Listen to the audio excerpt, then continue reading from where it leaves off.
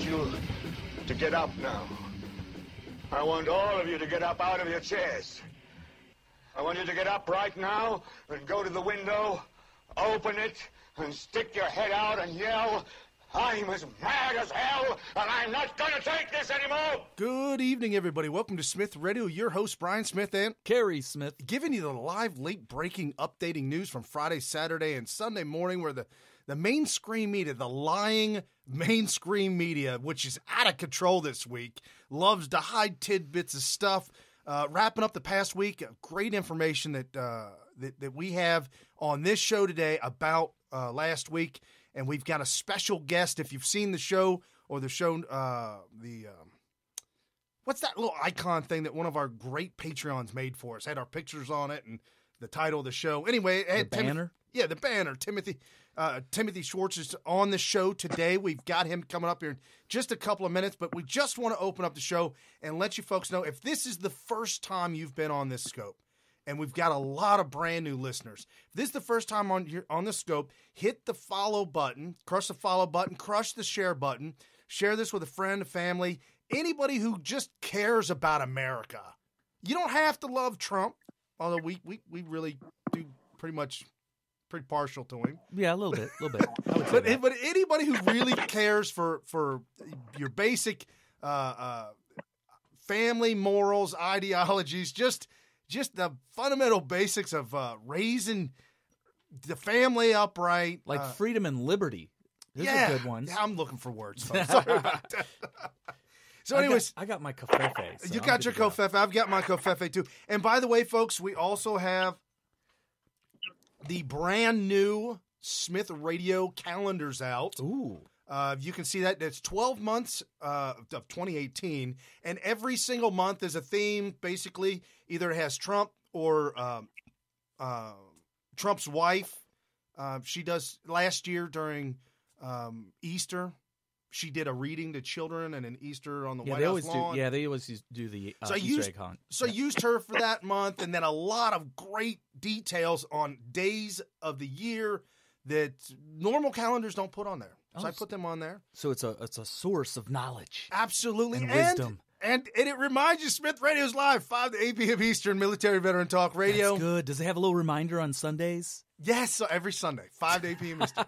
Awesome. And folks, without further ado, we were talking this week about the Trump tax plan, the tax bill that went through the House and has hurtled through the Senate. And I was shocked, and I know some of you are probably shocked as well, that John McCain was part of helping that bill go through. And this is the same John McCain that did the old thumbs down on the healthcare. So he threw us all down the river for political reasons. And yet, surprisingly, very quietly, John McCain was one of the people that voted for the tax bill, is what you're saying? Right. John McCain voted for it, as well as some of the others that... Did you say Susan Collins did? Which is really crazy because she's not even a Republican. She just has the R next to her name, but she's a plant by the Democrats. And that's kind of shocking. And I think it's a little troubling. So we're going to get into that. And Timothy Schwartz is going to be on to let us know what that's all about. So while we get that geared up, can you talk about something real quick, Carrie? What should I talk about?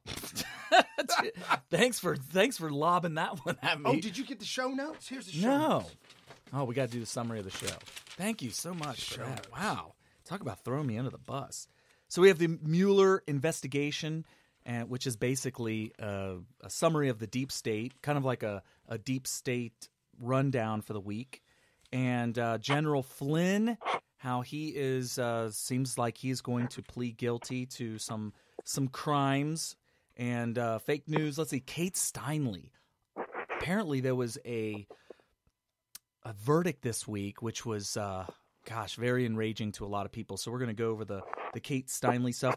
We're also going to give you an update on Roy Moore. Roy Moore's been kind of a staple in the weekly show for the past month, and we have to give you an update every week because the election is coming up like a week or so, right? So we got that coming up. And we're going to get right into the John McCain stuff. So joining us now is Timothy Schwartz, and he is the former GOP chairman of the state of Arizona. So he knows a lot about John McCain. He's actually responsible for censuring him back in 2014 for being a total rhino. And I think that more rhinos should be censured throughout the United States by their state committeemen and all that kind of stuff. So joining us now, Timothy Schwartz. How's it going, Timothy? It's going great. Hi, Brian. Hi, Carrie. Hey, listen, I knew the backstory of why John McCain signed on to the health care bill, but it came out in the media and people had no clue on the backstory. I'm going to give it to you straight here from Phoenix, Arizona. By the way, you can Google this. You won't find it because they're doing everything they can to cover it up. But here it is. By the way, before the vote was even taken, we all saw that little card in the news of John McCain's statement written on paper that he was going to. That's very unusual that you put it in writing before you have to vote. But here's the deal. We all know what happened on health care is McCain indicated he was going to go that way, and then the famous thumbs down. And then he celebrated in a little dance with Chuck Schumer and the Democrats. Oh, that saying, was so bad. Hey. You know, he wasn't even calm about it. He was dancing and just chumming it up with. What's that? Oh, sorry about that. There was a little audio thing that we hit a button by accident. Okay, Go ahead. McCain have to give you an update every week because the election what happened? Coming. You got. So he was chumming it up that he was voting down health care, and no American got it. Now, why is that? Because John McCain hates Donald Trump. He's jealous. He didn't get into the White House. Trump did. And so he wants to stand in the way of everything Donald Trump. But he also wanted a little favor for himself here in Arizona, and he wasn't going to get it unless he signed on. And here's the deal. We all know that, when you're a president, you get a presidential library and all that stuff. Of course, McCain didn't make it into the White House. But one of the busiest airports here in Arizona, I mean, in the world, is Phoenix Sky Harbor International Airport. It's been called Sky Harbor since I was a kid. There was rhinos should be censured throughout the United States by Hold on a second. committeemen and all that kind of stuff. So it's got to be on him. Oh, do you have your? Schwartz, how's it going, Timothy? Do you have your? Do you have Spreaker on or something? I'm back. Yeah, I was gonna say we're wondering where this sound is coming from. It's being it's not me. Wow. So anyway, that's weird. Are you it's like a phantom. My story? Yeah. So yeah, go ahead. Do you have your do you have speaker on or something? So, we're getting feedback somewhere. No. Are we good? Yeah, I'm just hearing feedback of my own voice periodically. It's very, very intermittent, so I'm trying to. You know what? I did put on Periscope to share it to the followers, but it's now silenced. So sorry if that was me. Okay. So anyway, since I was a kid, we always called this Sky Harbor International Airport. Very busy airport. And we had, of course, Terminal 1, and it's grown over the years. They got a brand new, beautiful, large terminal, Sky Harbor. So it was always Sky Harbor Terminal 1, Sky Harbor Terminal 2, 3, 4, whatever. Well, the establishment people, including our governor here in Arizona, wanted John McCain's name on the new terminal. No. That's so corrupt. No, don't say it's so. Oh, my gosh. He needs a legacy, right? Guess what? Now, I've heard people say, well, McCain already had a U.S. naval destroyer named after him. Right. No, that USS John McCain was named after his dad and his grandfather. Correct. Oh, Correct. I didn't know that. John Okay. McCain III wanted his name on the big terminal at Sky Harbor Airport. So here's the deal. The news came out that the city council was going to vote on that because they have to approve it.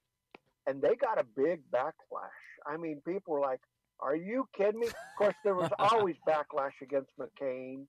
But since he put down the health care, people lit up the phones. Now, by the way, those of you that say my call won't make any difference, guess what? Here's a perfect example why you need to pick up your phone and call when you're irritated about something. Like the show started off, I'm not going to take it anymore. So they were talking about putting John McCain's name on that terminal, and it was actually scheduled for a vote this past week. Well, they tabled the vote because they wanted to make sure that John McCain played nice, and so he actually put it in writing. Like, again, very unusual for you to say, I will support the tax cuts, but he did that, and then he did vote. Guess what? Here's the story you won't hear reported in the media. Had it not been for McCain getting something for himself, because he's all about himself, he's not for the American people, he's not for the people of Arizona, he's always about John McCain. Had it not been about getting something for himself, John McCain would have been a no and cost all of us, possibly, in this case, maybe Mike Pence's vote might have carried us over the line, but we got 51 votes. So, okay, so John McCain, does he get the Sky Harbor name? Well, the Phoenix City Council tabled that vote pending his action.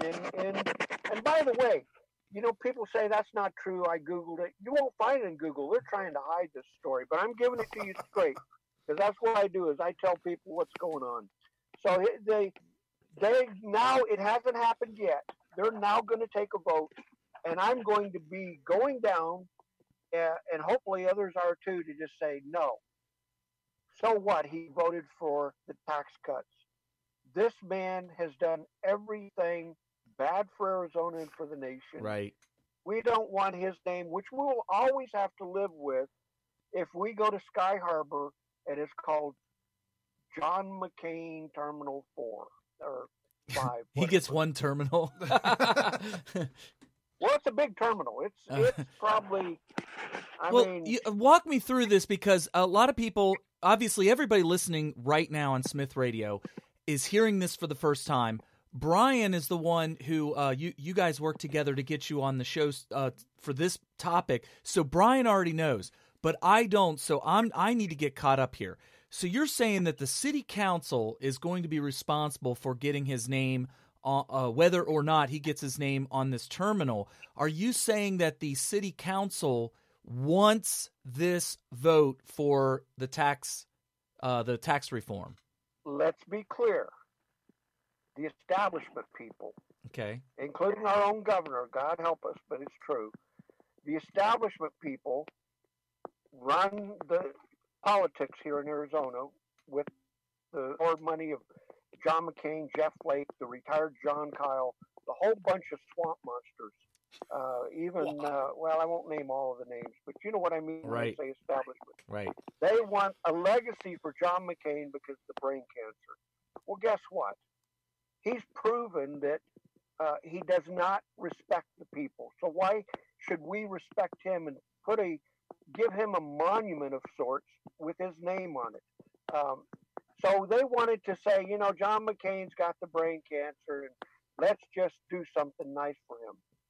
I want to stand in the way of that, because while I'm sympathetic to the illness that he's going through, I'm not sympathetic to the person of John McCain, because he's never been sympathetic to the people of America. Correct. We don't want to get those two things mixed. The vote hasn't happened yet, and the city council's going to vote on it. All of the city council members are Republicans except for one Democrat. But as we know, even the Democrats, a lot of them like John McCain. So what kind of vote do they need? Do they need a unanimous vote? Do they need a majority vote? What? Majority. Okay. So I'm a little confused here. So are you saying that the tax reform, even though we have somebody like McCain that's going to vote for it, that it's something that's good? We're okay with the tax reform. That we should be okay with the fact that McCain voted for it because he was coerced to do it anyway by the Phoenix City Council. Oh, I'm all about the tax reform. This is about making America great again. This is the Trump agenda. What I'm saying is the reason that John McCain was a yes vote. It's not like he just got on board behind Trump. Right. No, I definitely see that. He voted yes because there was something in it for him. And this is how disgraceful this man is. Yeah. If there wasn't something in it for him, he would have been a no because he hates Donald Trump. Donald Trump says, I like the war he's you know. Well, he's certainly demonstrated that so far. When Bob Corker voted against it, Bob Corker, yeah, he voted against it. I was kind of shocked that everybody got on board. Right, I was kind of shocked that Susan Collins got on board. Yeah, that's or Lisa Murkowski. Right, I think we don't have to worry about Dean Heller anymore because Dean Heller knows he's up for re-election. He's in hot water if he keeps up with his nonsense. But the deal is, people were shocked when John McCain came out saying ahead of time, I'm going to be a yes vote. And again, it's because there was something in it for him. Hey, real quick, on the same topic of John McCain. This is not his true colors. This is not what is underneath the skin. Yeah, I don't think he's fooling anybody. Right. On the same topic of John McCain, just real quick, Timothy, is there anything that I know we brought up McCain's health? What's the deal with the boot on one leg and then on the other and the wheelchair? Kerry Kellerman figured that one out. Yeah. What's the deal with the air cast? I will tell you about that. It's Achilles heel surgery that he had, foot surgery. By the way, most people are not aware of this. They found another brain tumor a couple of days ago. We heard that. It was breaking news sometime like Thursday, Friday. It was very quiet, but I did hear. I might have heard it from one of our folks in the message group. So these people saying, you may have a few months. Well, guess what? The cancer's spreading rather quickly. Who knows? Only God knows. But the deal is that, to get back to your question, he had Achilles heel on a foot, so he had a surgery, and then the boot. There was fake pictures up of him having two boots and whatever, but there was a legitimate picture of the boot was on the foot, and people were trying to say, was that a mirror picture that was right to left, reversed, or whatever? Yeah, it didn't and look I like don't it know was. the final outcome. Well, I looked at it. It's not a mirror. It's not a mirror because you could tell by the placement of his buttons on his shirts, on his shirt and his coat. So, but you're saying that he really did have surgery on his foot, so it's not like a fake story. Here's the deal: he's got enough to worry about his brain cancer. I don't know that I'd be worried about Achilles heel, but that's his choice. I can't judge him for that. What I can judge him on is standing in the way of the American people at every turn. And while people were shocked that he was a yes vote on the tax cuts, I wanted your listeners to know why. Yeah. And by the way, there's so much going on that's fake news. I'm speaking on a different issue now, but the big story this week, and it was from Drudge. I used to have a lot of respect from Drudge, but I'm kind of losing that respect. But the big story is Tillerson's on his way out the door. Well, it took Donald Trump. For those of you that are against Donald Trump on his Twitter, guess what? Well, I had to go to Twitter and get the truth from Donald Trump, and he said, "No, that's not true. Tillerson isn't going anywhere. He's here to stay." Oh yeah, I got unwarranted assault on my persons during the week. I had this individual who is more or less part of the lib, crazy lib, ran up to me earlier this week saying, "Yep, Tillerson's out. Another one down. Trump going to prison." Yeah, right. And I knew instantly. My knee-jerk reaction was fake news. Let's look into it. And then, like you're saying, right off the bat, fake news. Yeah, and that's why Twitter is so powerful, is because Donald Trump can speak directly to the people without the filter of the media. The fake. Well, you might get the filter of Jack Dorsey. That's for sure. That's the biggest problem with Twitter, is that he's going to make sure that. Or Jack Dorsey's going to make sure that his base is eliminated from Twitter. But I want to summarize real quick, just so we don't get too far off the topic.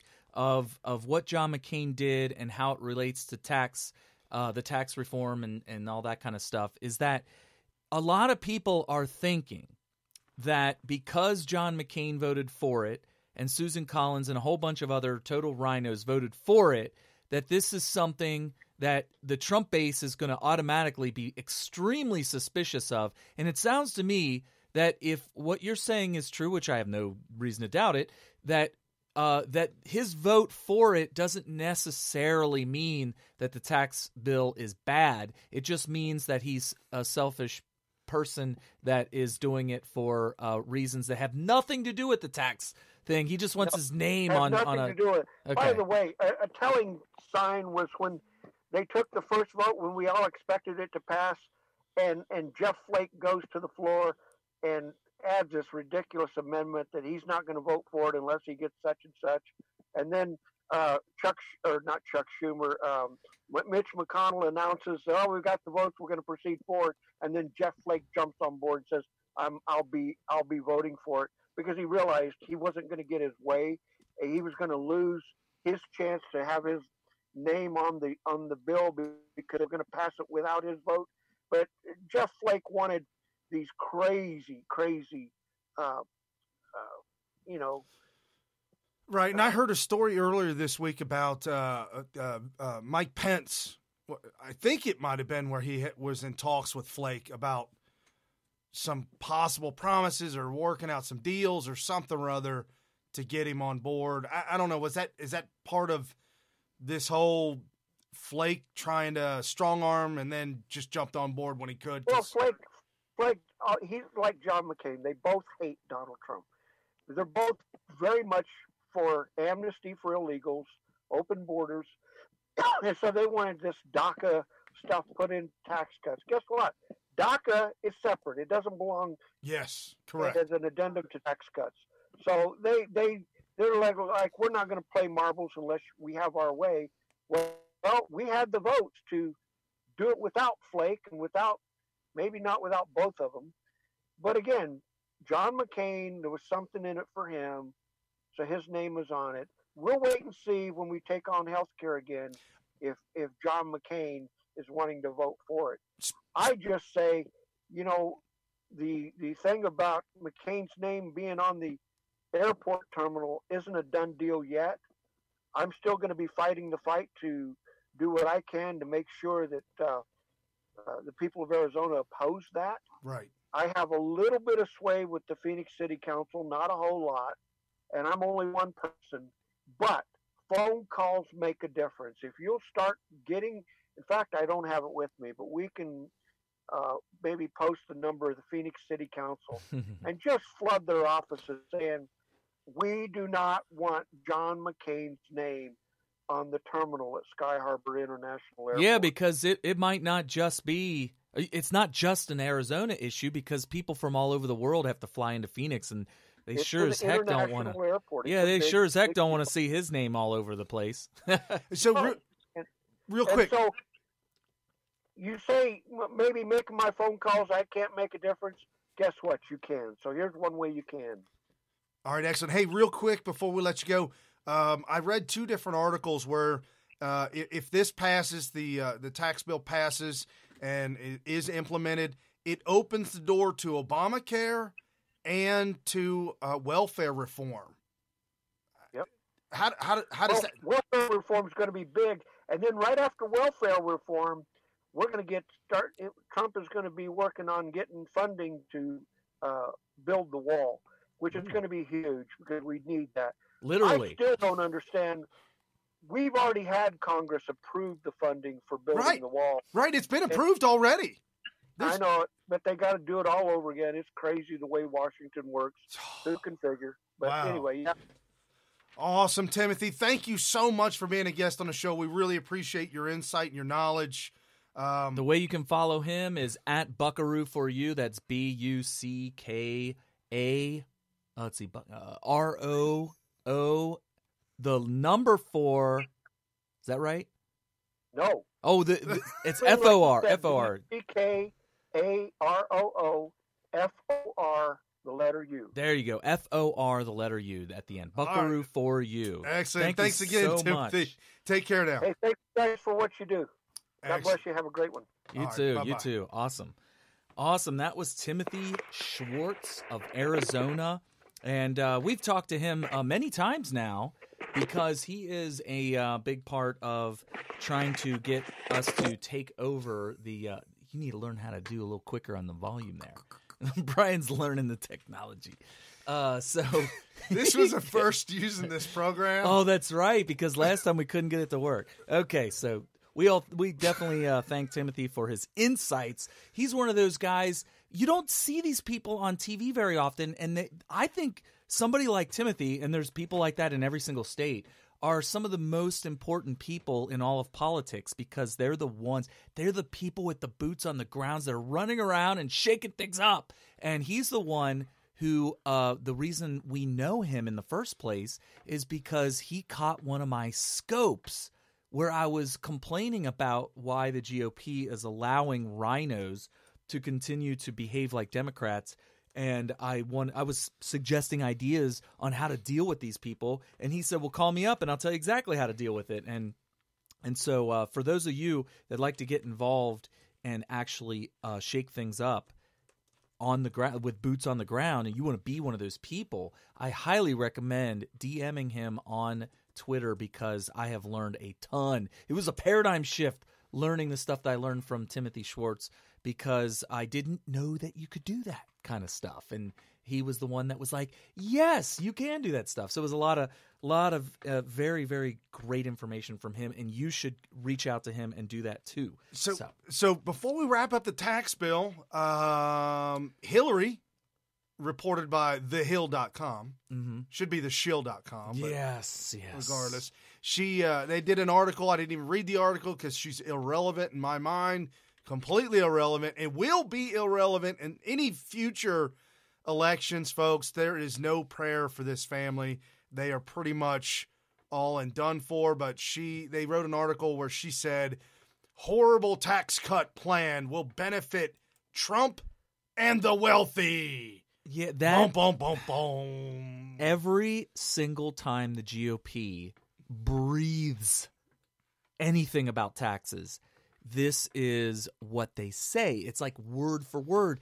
It's almost like if you were completely a mind-numbed robot and you were like, GOP is talking about taxes, what should we do? And then you bust open the book and you follow the table of contents under, oh, GOP said something about taxes, what do you say? And you turn to that page and it would say that exact thing, which is why you hear that exact phraseology every single time.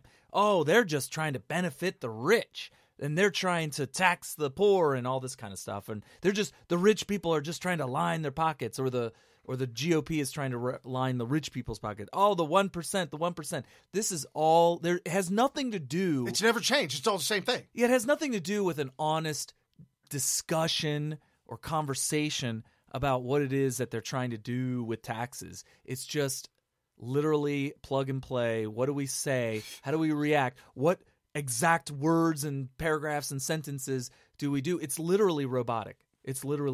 So that's what they're doing, and I would just completely ignore it. Maybe you even have laugh to at it. shut it out. Shut it. And for those of you who follow my scope throughout the week, there's an individual I refer to as Gen Xer, who's a pretty much. It's really odd. He's a bit of a millennial, a bit of a bleeding heart liberal, and a tree hugger. Kind of a little bit of everything wrapped up into one. Gets all his information, Washington Post, CNN, New York Times. Anybody that spits out anything negative about Trump, that's what they parrot. So he came to me immediately and said, screaming at me about some of the negative things that were going on. And I said to him when he came by, I said, hey, I'm on cloud 9. The tax bill passed. And he looked at me. He said, come on, man. You know what that's. It's going to go down like the last time. I said, what last time? What last time? George Bush. I said, whoa. Everybody got a check for $300 under Bush. It was kind of a socialist way of doing things. He was redistributing the wealth. So what he did was, for those of you guys that are kind of young or were not paying much attention to politics, this is what he did. He said, we've been earning a lot of money. This is back in 2000. This is during the debates between George W. Bush and Al Gore while Bill Clinton was still the sitting president. They were going through the general election, and they were having these debates. Oh, you remember this like yesterday. Oh, it was like the Super Bowl for me, man. It was like so he basically, what he was saying, and I'll paraphrase it, was, look, we've been collecting a lot of taxes. This was back during the dot-com bubble. Right. There was, for those of you that don't remember the 90s. The Democrats bragged about the surplus. We had a surplus. Yeah, so there was money just flowing out of our ears back in the 90s. And that was thanks to the trickle-down economics of the Reagan administration, by the way. But anyway, so and also the dot-com bubble. There was obviously this new technology that was really taking off. And a lot of deregulation under Reagan. You know what it kind of feels like? The similarities, something I could tell you guys about right now as we speak, that's going on right now as we speak, that kind of reminds me of that late 90s run-up of the dot-com bubble is cryptocurrencies. Right. That's the same feeling. So imagine what you're seeing with cryptocurrencies now, rewind all the way back to the late 90s, and that's what was happening with the advent of the internet. And so things were just going out of control. There were jokes about how these kids that were like 17, 18-year-old would go into a skyscraper, into the corner office boardroom, talk to the CEO, and they would say, oh my gosh, you mean you're a webmaster? Oh, yeah. How could we not invest in this guy? And then they would give him a check for $1 million or $2 million. I need an open check. I don't know how much it's going to cost, but it will cost. We'll just sign the check, give it to you, and you fill out whatever you need. Yeah. So that's kind of like what was happening. And so anyway, you got the economy going out of control. George Bush said, we're going to give this money back to the people. We shouldn't have this much money. And he literally did it. What he did was, he gave every single person a check for $300.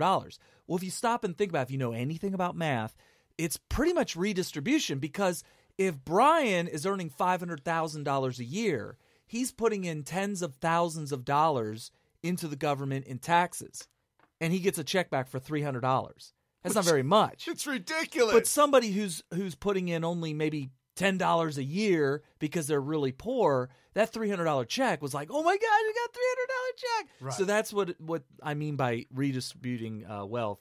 But that's what he did. And so anyway. So that's how the Gen X came at me with that. And I said, come on, man. It was so long ago. There's 16 years Just ago. like George Bush, right? And how old was he at the time? He probably was in elementary school. He's 39 now. So go back during the Bush, he was probably in high school. He's probably in high school. So I told him, I said, come on, man. This is a different era. This is something completely different. This is about Trump. Make America great again. And he looked at me with that eye. Yeah. You don't really think that this is about Trump. I said, what are you talking about? I said, Trump's making this out. Come on, don't be so naive. This has got nothing to do with Trump. Trump's got nothing to do with this. And I tried to engage him, and then he ran off, So they're okay. So he's trying not to give Trump any credit. And the day before, though, was he willing to give the GOP credit then? I mean, we got Susan Collins voting for it. Right. Kind of scary, but the day before, attacks me about the Rex Tillerson thing. Turns out fake news, which is all Trump's fault. It's all Trump's fault with Rex Tillerson. And now the next day, tax bill passes. It's got nothing to do with Trump. So this guy's just a typical progressive where he's going to blame any bad news on Trump, and he's going to not give any good news credit to Trump. So you see, folks, this happens to me on a daily basis, as well as you probably at work as well. Obama doing this to America. Think about this relationship I have with these other libs. Obama in Paris this week. We have a temporary absence of American leadership by the Daily Wire. Yeah, it turns out he was talking about climate change. So I guess, well, first of all, we know climate change is a complete hoax. I am just beside myself how religious progressives are when it comes to climate change. I mean, this is a big part of communist doctrine. It is so important that you believe in climate change. I mean, it's blasphemy, and they get so angry about it. It's like it's a religion to them, and it is so painful for them to hear somebody dare question it, and they accuse you of destroying the earth and all this kind of stuff. And you got Barack Obama running around talking about how there's no leadership in America when it comes to climate change. Well, actually, I can flip it right on his head and say the United States is the only country right now currently leading the world in exposing this thing as a hoax. And it's important to do so. It's going to be a benefit to humanity to make sure that climate change doesn't end up being the tool used to get people to buy into the communism and to allow for central planning and this kind of oppressive big government regulation necessary to somehow combat this mythical fake hoax, right? This giant elephant in the room, if you will. It's totally. Yeah, it's not even. It's a pink elephant. It's not pink there. Elephant. Yeah, it's not even there. It's totally fake. And so I think it's important that we finally have a leader in a very important position, the President of the United States, who will finally fight for humanity. Help me out here. We're talking about the tax bill that went through the Senate. How in the Sam Hill does Bernie Sanders put together a rally against the bill? Like the day of, the day after, during? So he likes the tax bill the way, or the tax law the way it was. Yes, and he said that that's just. He said if you want to see the American dream, mm-hmm. I'm not kidding, folks. This was part of the article. If you want to see, this is not the American dream that Donald Trump is trying to present to you. You need to look in South America. What? Are you serious? Like Venezuela. Oh, my gosh. That's not even... Like, I would literally be there looking at him. It's like, are you serious? Are you actually saying... Are those words coming out of your mouth right now? That's my reaction to it if I was there. That's my reaction to it right now. I can't even believe what you're saying actually happened. Who fronts him? I'm calling you a liar, Brian. Who fronts... Go to the Google. Who fronts him the money to do this kind of nonsense? I mean, this is absolute insanity, folks. The people who follow... And by the way, Gen X was a Bernie burner. Like he burned for Bernie. It's a shame because a lot of I shouldn't say it's probably nowhere near a majority, but a good chunk of Bernie burners came over to the Trump train, believe it or not. Right. We know a couple of actual examples. Well, I got a good friend who I refer to as my millennial. He made the comment early on and said that oh no, I wasn't going to vote for Hillary. No. I kind of, Bernie.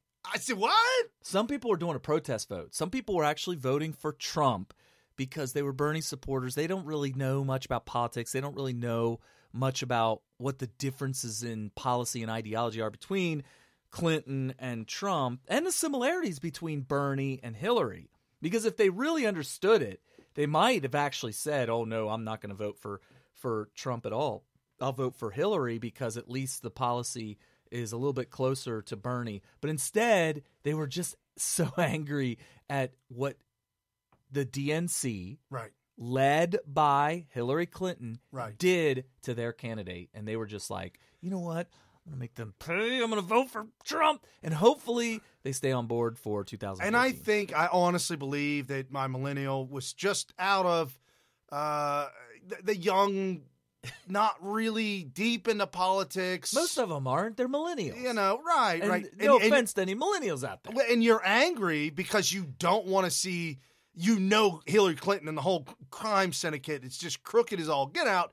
And then you see Bernie Sanders who he played it well. He's got a free mansion. He played it well. And a free sports car out of the deal. Right. So he did play it very well. Well played, Bernie. Well played. Hey, so check this out. While I was doing show prep today, this came across the screen. You know how you guys get those notifications on your phone about news or whatever you subscribe to? Well, if you have an iMac, I mean, maybe the PC does it. I don't know. I threw it out a long time ago. I've got it set up where it does my notifications just like my phone. Oh, cool. With the news. Okay. So this came across, and this is kind of part of the tax bill, if you will. I just kind of lumped it in that group. Real quick, the welfare reform, according to some people, they're saying no more soda, no more candy, and no more chips. Did you know with the food stamps, you can buy that stuff? Well, I remember food stamps. I don't know about food stamps, but welfare you could use to go down to the casino and just gamble with it. And you could buy cigarettes and beer and liquor and all that stuff. At the liquor store. And when I say liquor store, it's a specific store in Ohio. In Ohio, if you want to buy liquor, you have to go to a liquor store. Okay. In California, it's right there at CVS, Walgreens, Okay. Walmart. It's everywhere. All right. So I go to the store to purchase some adult beverages, and I talk to the guy at the desk. We're chit-chatting about the person in front of me that's already left. And I said, was that one of those cards? Yeah. He's like, yeah, they have cash aid on their welfare card, and they can come in here, buy cigarettes and liquor with their cash aid. I'm telling you right now, some people would highly disagree with me on this. But I think that if you have to be a dependent of the state, you should be treated like any other dependent with rules. And, yes. If you're going to do that under my roof, right, you're out of here. Not under my roof. There should be a not under my roof clause. I in love welfare. it. I love it. Let's do that. Then no hookers. No, no liquor. None of that stuff. None of that. I guess Bill Clinton's out. Oh, jeez. Oh, there's a lot of people out on that. Right. I guess Matt Lauer ain't getting a card. Oh my gosh. Okay, so anyway, welfare reform. Hey, I like that. I like that a lot. But here's part of what I was saying before, breaking from CNN News. So I don't know how, you got to take it. Take it with a grain of salt. CVS agrees to buy Aetna health insurance for $69 billion. Oh, they're going to actually purchase the company. Right. Okay. To shake up the healthcare industry, I guess. Okay. Is this going to be a good thing? Because I don't know what it means. So, I mean, CVS, I didn't know they were big enough to buy the entire... Right. That's huge. Right. Well, that's pretty awesome. If you leverage we could go on for hours about this, but if you leverage yourself in a proper way as a corporation, you could do this. So CVS is doing pretty good. Well, just like Kmart went into bankruptcy, and as soon as they came out of bankruptcy, they bought Sears. Now they're both in bankruptcy. they literally purchased bankruptcy. Right. No, but the way I'm reading this, if I had to guess, if somebody said CVS bought Aetna or Aetna bought CVS, which one is which? I would have thought for sure it would have been Aetna buying CVS because just seems like so much bigger. Well, and the reason why I bring this up is because we've got a change. If you look around you, folks, the healthcare industry is completely changing because of technology, because of the way we live and the speed of our lives. We are not accepting the doctor's visit that I cannot have right now. I want a doctor's visit in 3 hours, make it done. And the doctor's like, hell no, you got 3 days, fool. And we're like, what? And so Kroger's with the little clinic. Yeah. Mm-hmm. CVS with their clinic. Okay. And when we're talking about healthcare, we're talking about minor cuts and bruises. Right. We're talking about your everyday. Like if I trip and fall and just jam my bare arm into asphalt and there's rocks underneath the skin and everything like that, or maybe my child does that. I mean, that's just something I'd like to show up in less than an hour at some little clinic to have them, clean it up and put some antibiotic and whatever. Or even give you an opinion on whether you should go to the $5,000 visit. $5,000 an hour. Visit of the emergency room. That's after the $30,000 ride in the ambulance. Yeah, the ambulance. Yep. Yes. So I think this is a good thing. It's just my personal opinion. Capitalism creeping its way into a system that really needs a shakeup, needs to become more efficient and be there for us the way we need it, quick and easy. Get your answers when you need them. So I think it's a good thing. Just personal opinion. Well, I'll just throw this out there. I know if you've listened to Smith Radio for the entire duration of us being on the air, which would be like 4 years, you will have definitely heard the story that I heard from my brother, who was a manager at a TGI Fridays. Now, a couple years ago, those Fridays and Fridays ripoffs and copycats, like what do we got? The Texas Roadhouse, the O'Charlie's, like there's like 10 or 20 competing TGI Friday ripoffs. Applebee's. There's like a million of them. There's so many of them, it's ridiculous. I can't even remember the names of all of them. But they were really big because, as Brian and I learned several years ago, this was the extension of Pampers, and it's part of the baby boomer. The catering of the baby boomers. So that's what these restaurants were. But anyway, my brother was a manager at one of them, and he said, yeah, shortly after Obama became president, all of a sudden the place was just flooded with people using their EBT card. He's told us, do not come in at the 1st or the 15th of the month. Don't come in. You can't. And I said, get in. why? Because like a 2-hour wait. Remember when I first moved into town and we went to Kenwood to go see him, and we hung out. Wasn't it like it was pretty crowded. We ran into Rog. He said, man, you shouldn't have come in this time of the month. Yeah, it was like the 2nd or something like that. The 1st or 2nd. Yeah, and it was... I was shocked. I had no idea. So the problem is that you shouldn't... If you need help from the government, you shouldn't be using a TGI Fridays or equivalent for your sustenance. You should be getting something a little bit more economical, like going to the grocery store. And also, you should probably be getting things that are a little bit more healthy for you and whatnot. You shouldn't be getting like Little Debbie's and all that kind of stuff. I would be happy with I am not in favor of government programs. I really am not, folks. However, if you want government assistance, food stamps, or some kind of cash aid, I would not mind paying for that individual to sit through some extended course. Maybe even learn a vocation or something like that. Yeah, I'm with you on that, Brian. I mean, then doesn't that make society better? Unemployment? If you're on unemployment in the most liberal of states, say California, and you're on your 2nd year and you're winding out your 19th, 20th month of unemployment. I thought it was 99 months. Or is that 99 weeks? 9 weeks. 99 months. You get 99 years of unemployment. So, and this was back during Obama's era that I'm speaking about. But after your first year of cash aid, tactically you're supposed to report that you interviewed or you contacted 3 jobs each week and then give them the names and the phone number. And everybody... Yeah, it's all fake. Pencil whip that. Pencil whip it. Although they threaten that they can audit you, I've never heard of anybody getting audited because then they would lose their federal grants if they kick you off welfare. So anyways... they want you to. Right. They want you to be on it. Well, they would advertise for it. They would spend money on advertising to make sure that they sucked in as many people onto those programs as possible. Well, I don't know about Ohio, but I know when in California during Obama's era, there were commercials regularly in Spanish and in English for food stamps. So they had a marketing department, is what you're saying. Oh, yes. Oh, my gosh. It's so terrible. But anyway, so they would mandate after a year being on it that you arrive at a classroom of a government building and you have to physically show them that you're going through the steps. So they made it a little bit tougher and a little bit tougher. And if you didn't have a skill, you could ask for help. If you didn't know how to do a resume, you could ask for help.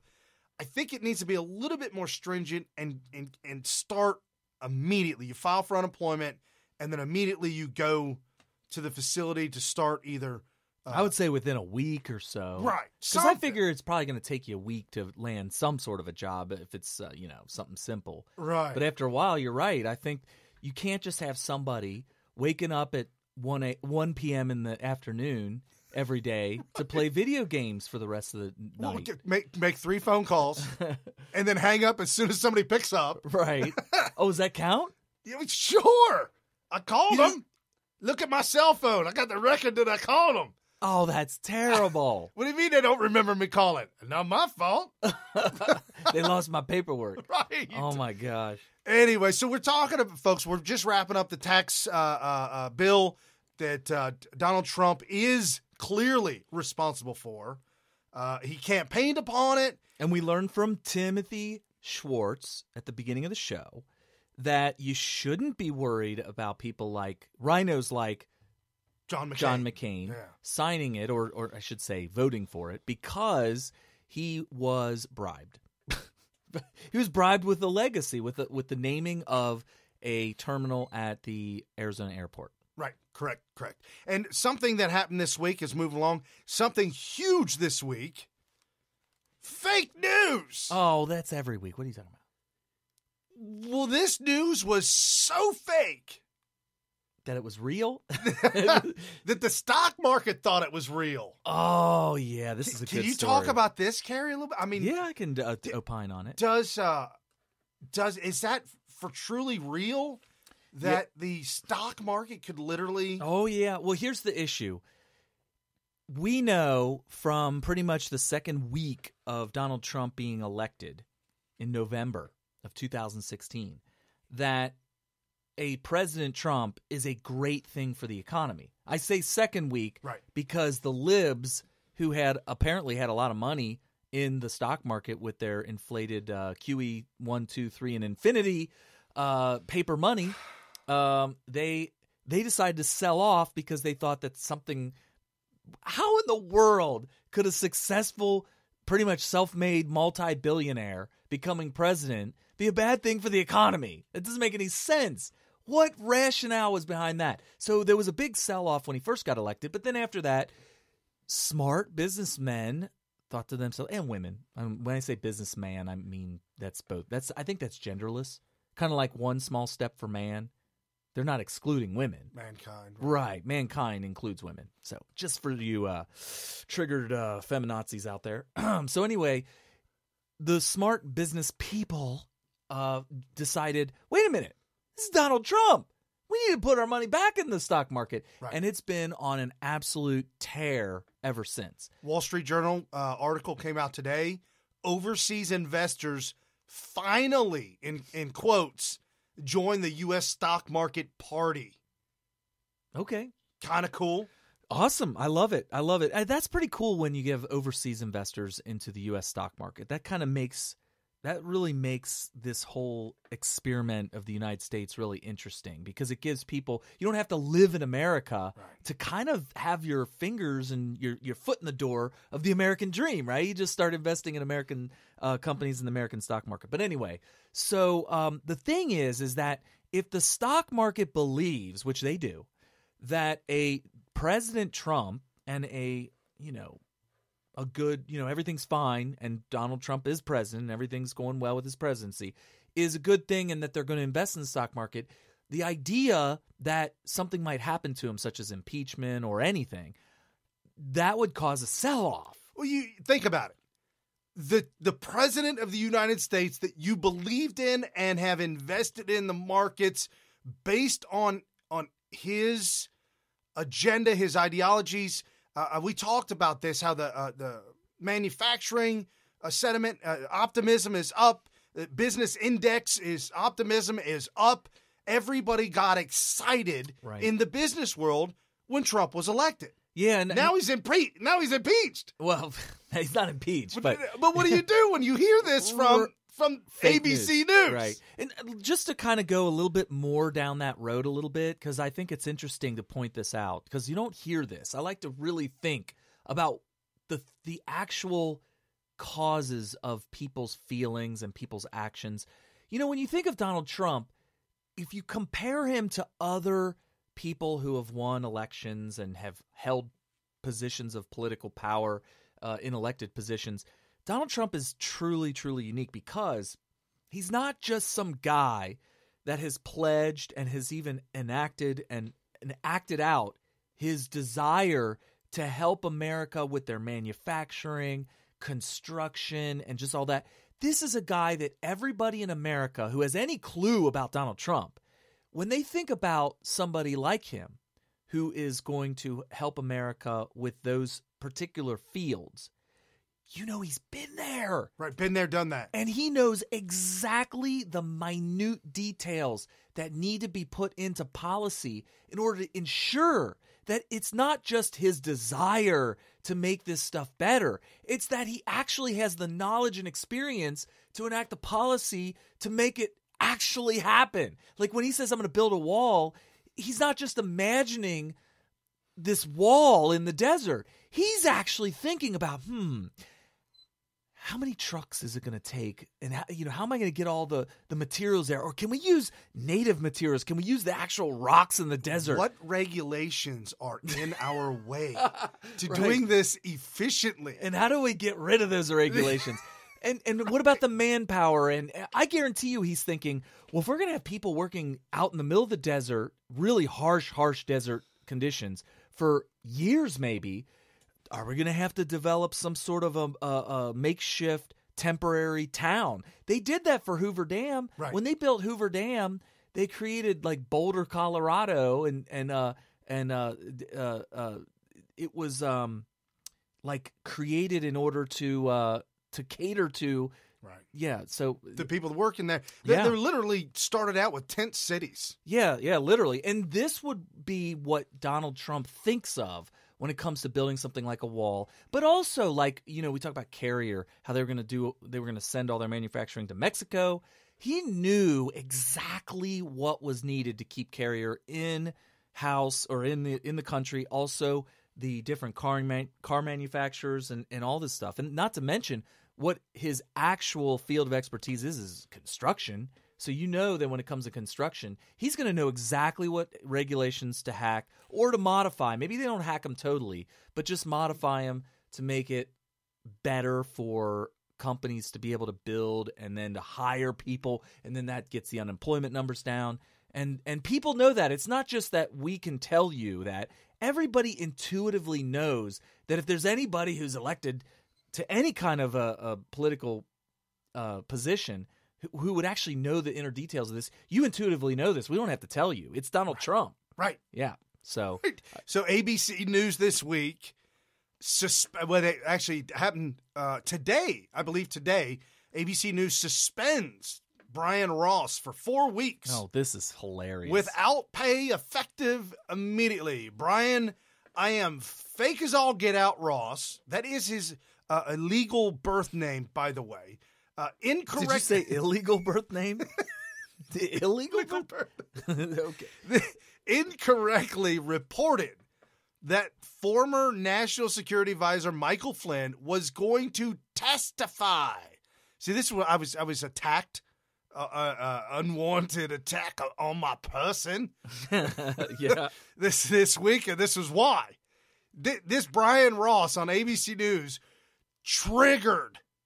Like literally, it's like a shockwave that went out, like a dog whistle, and all the snowflakes and all the libs they got triggered. They woke up, and they're like, "Oh my goodness!"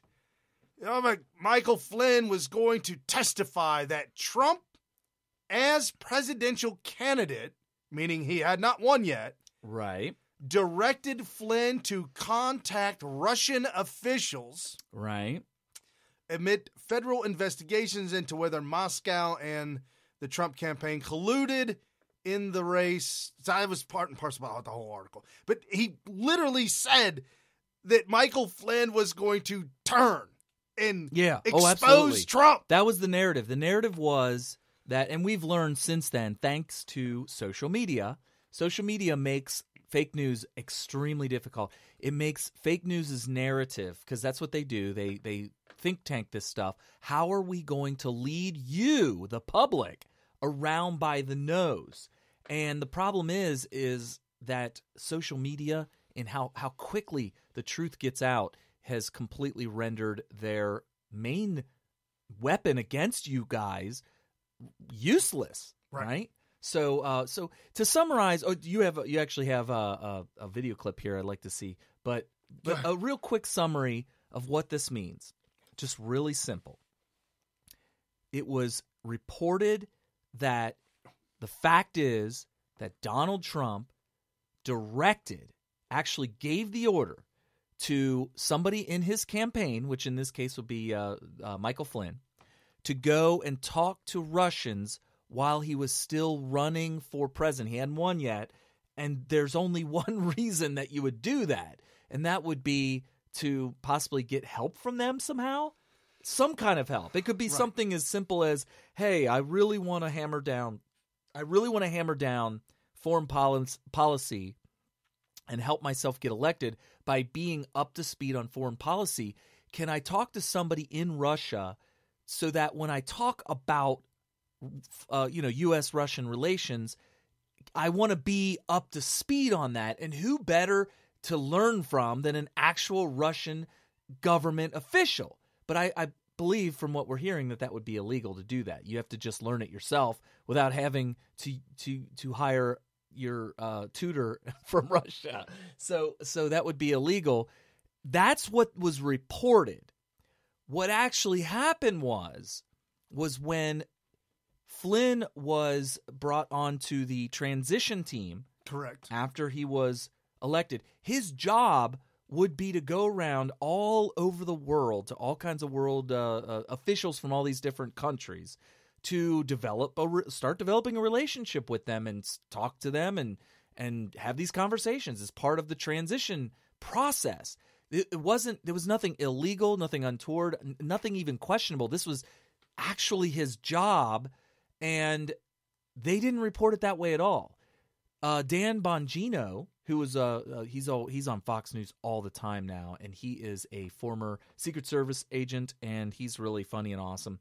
He said that this would be equivalent to first reporting that somebody robbed a bank and then coming back and saying, no, he didn't rob the bank. He went into an ATM and withdrew some money. Right. That's literally the difference. So the picture that you're looking at, folks, is what happened when ABC reported on Flynn. Yeah, that's pretty volatile right there. You could see before the report, even though there was a little bit of volatility, it wasn't much. It was kind of up, down, and then, just a slight trend upwards. And then you see the volatility very shortly after the ABC report. So that tells me that people who are not really into politics too much, but they're heavily invested, had decided that what was reported certainly meant, without a doubt, that this is going to definitely lead to impeachment, which means they're going to lose Trump as president, which means there's no use in having money in the stock market anymore. Right. Which is absolute and utter insanity, folks. It's insanity. So I didn't realize this, but did you know Huckabee had a few run-ins with Brian, I'm a scam artist, Ross. His illegal name. Didn't know that. I didn't either. So Huckabee on Fox and Friends has a discussion about this whole thing. So we get that rolling. Okay. What do you think about Brian Ross and ABC News? I mean, we've been getting into it this morning. He's now been suspended, and rightly so, and he's accepting responsibility. But look, on Friday, how do you dial this back? The impact where he reports falsely that candidate Trump directed General Flynn to reach out to the Russians, and that this may have led to collusion, and that this may then basically lead to impeachment, which leads the markets to crash. They correct it after the markets have closed and after the media narrative, Governor, has been set. Well, ABC first tried to do what they called a clarification, and then they finally realized they'd blown it, and they came out with a full-blown correction. Then they suspended Brian Ross, none of which at all surprises me. Having been the object of Brian Ross's so-called investigative approach to journalism, I found him to be one of the most recklessly dishonest journalists I've ever dealt with. And that's saying a lot, because I've dealt with a few. Yeah. But what do you mean by that? Is it, anonymous sources? I mean, what's his approach? Well, his approach is that he has a story that he wants to prove, and then he goes about and he just makes up some stuff, and then he gets sources that are, for the most part, impeachable sources, and then he puts together, and then he does an ambush interview where he just continues to hammer you after the same question over and over. It was so bad in one particular case where he was going after me that the crew, normally, who are agnostic about the content of the news, when it was all over, they said, "My gosh, what's that guy got against you?" It was that kind of moment, and it was ridiculous. He was totally wrong on the facts. This has been the same Brian Ross that tried to attach the Aurora, Colorado shooter to the Tea Party. Totally unfounded. I mean, I think Brian Ross has been unmasked as a person who has his own agenda, but it's not truth. Wow, that was awesome. That's actually eye-opening to me, because my first thought when I heard he was suspended was, wait a minute.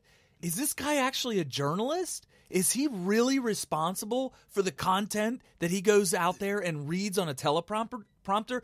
It's always been the thing for me when I watch the fake news, which is your ABCs, NBCs, your CNNs and all this, is that journalists are out there putting together stories and the talking heads have to read it on the teleprompter.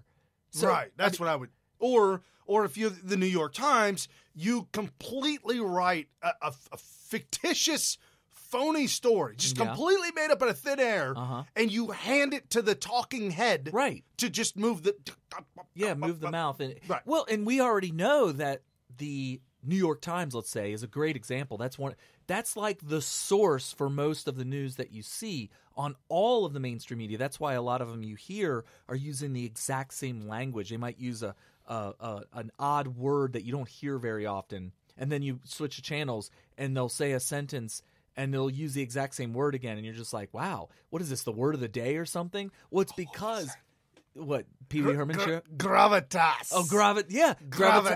Gravitas. That's a word you don't hardly ever hear.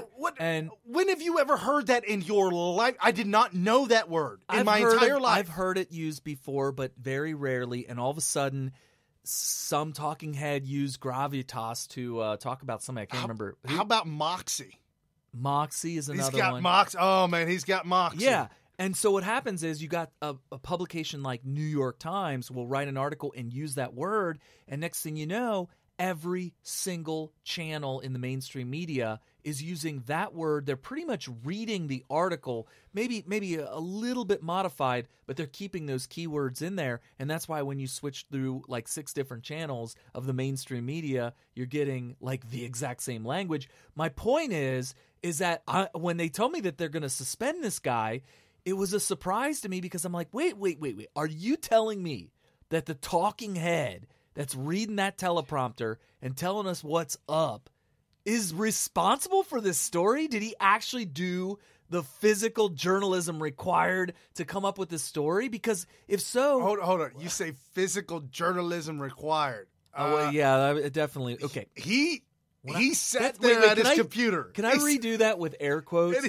Physical journalism. Yeah, okay, so he's physically moving his fingers when he was typing it into a paper. Making up a completely nonsensical story. Yeah, I misspelled making up the story. So anyway, it was a surprise to me, and I'm sitting here thinking, was he really solely responsible? He had like a team of people who were doing some fact-checking or something like that. It seems unbelievable to me that only one person gets punished for this story, like a main story, a breaking news thing. To me, I feel like I've had the wrong idea of how the mainstream media works. Because to me, you don't see any other talking heads like that going out and producing the actual right. But I would material. Think that he would had to have run this through the editor or the chief, whoever is involved in running the show at ABC. This would be a breaking story unless he just like when Obama would go off prompter. Yeah. Maybe he went off prompter. And also, is ABC the only place that reported it? Didn't CNN say ABC is reporting? Well, that's the thing. We're just reporting on what they reported. Right. And it is true. There's nothing wrong about saying, let's say I'm on CNN. Maybe I'm an anchor on CNN. There's nothing lying or untruthful about saying ABC reports this morning that blah, blah, blah, blah, blah, blah. Even However, though it could be we're fake. not sure it's true.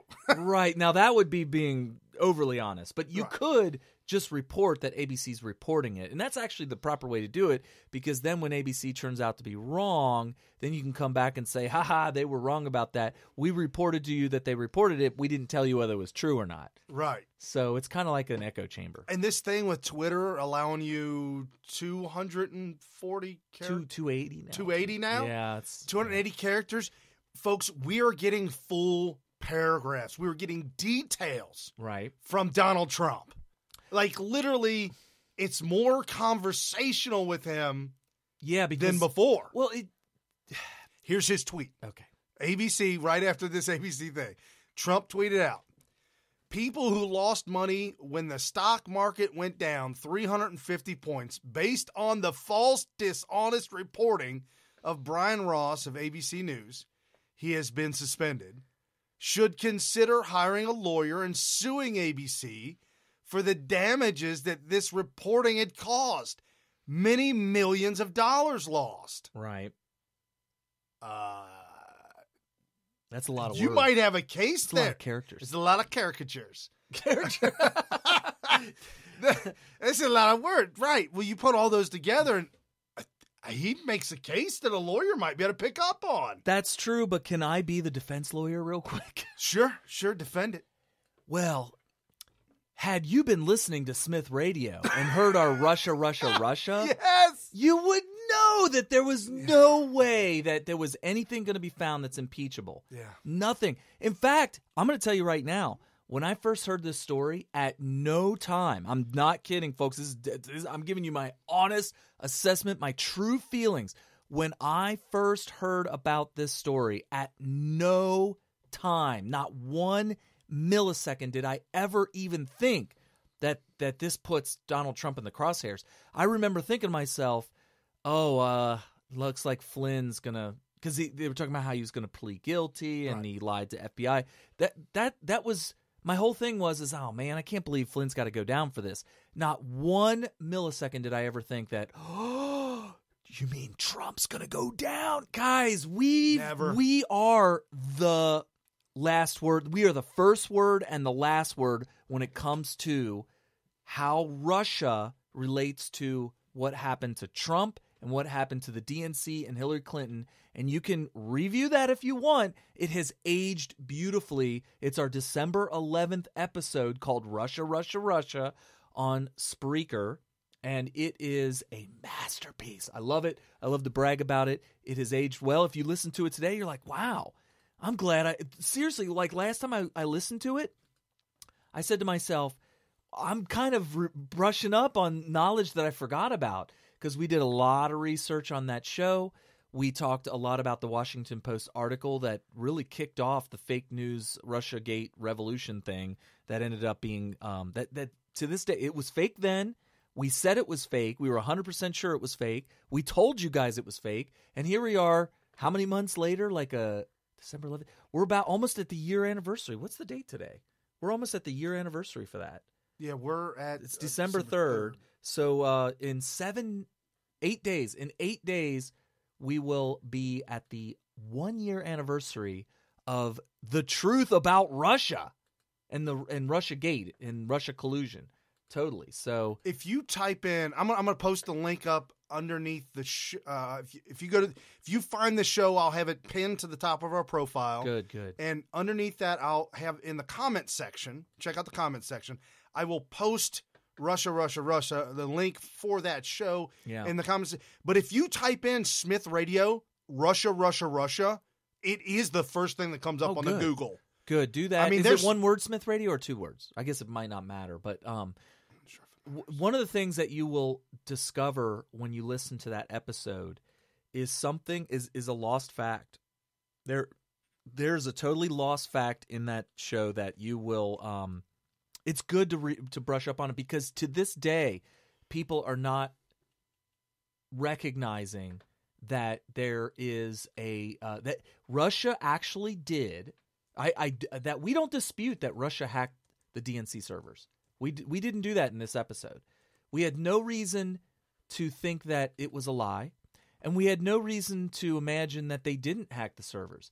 But what is revealed in that episode is why that doesn't matter at all, and how it had nothing to do with collusion and had nothing to do with whether or not Russia wanted Trump to be president or whether they wanted Hillary Clinton to be president. And all of that is explained in very clear, detailed information, and it's just great. You should definitely go check that out. So anyway, Brian's in the middle of typing in the tweet right now. Is that a tweet? Yep.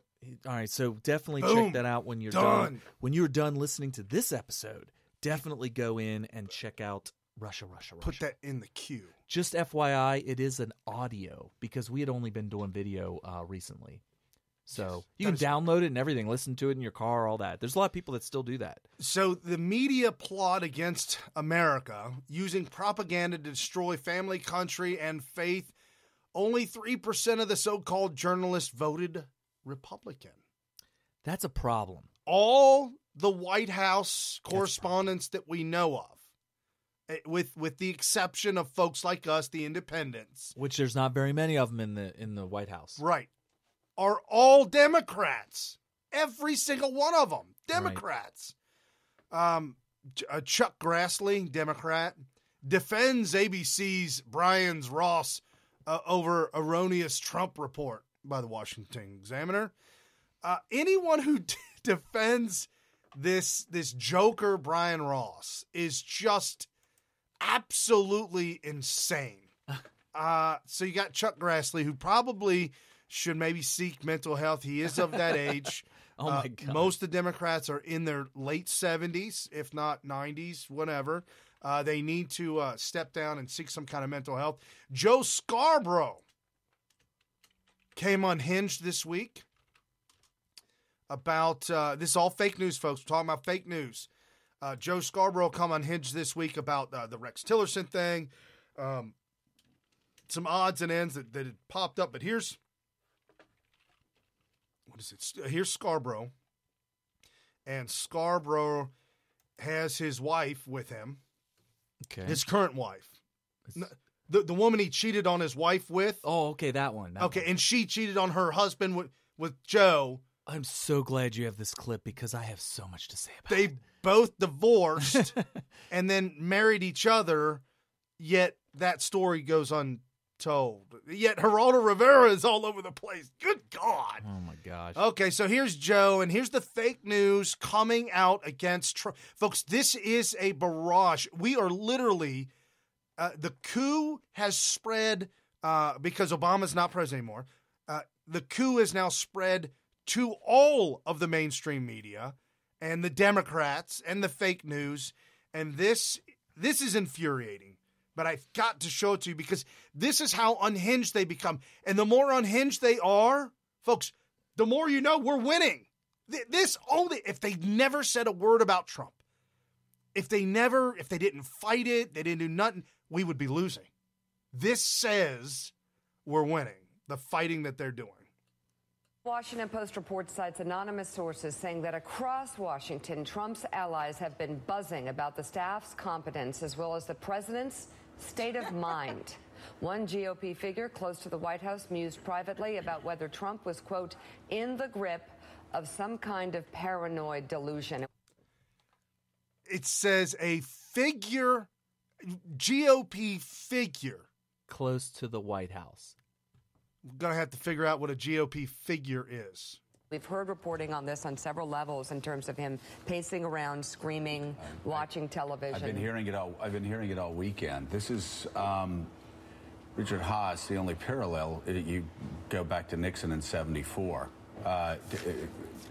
All the reports I've been hearing out of the White House is the president is running around screaming at television sets. He's increasingly isolated. He's basically wanting to fire everybody but Kushner.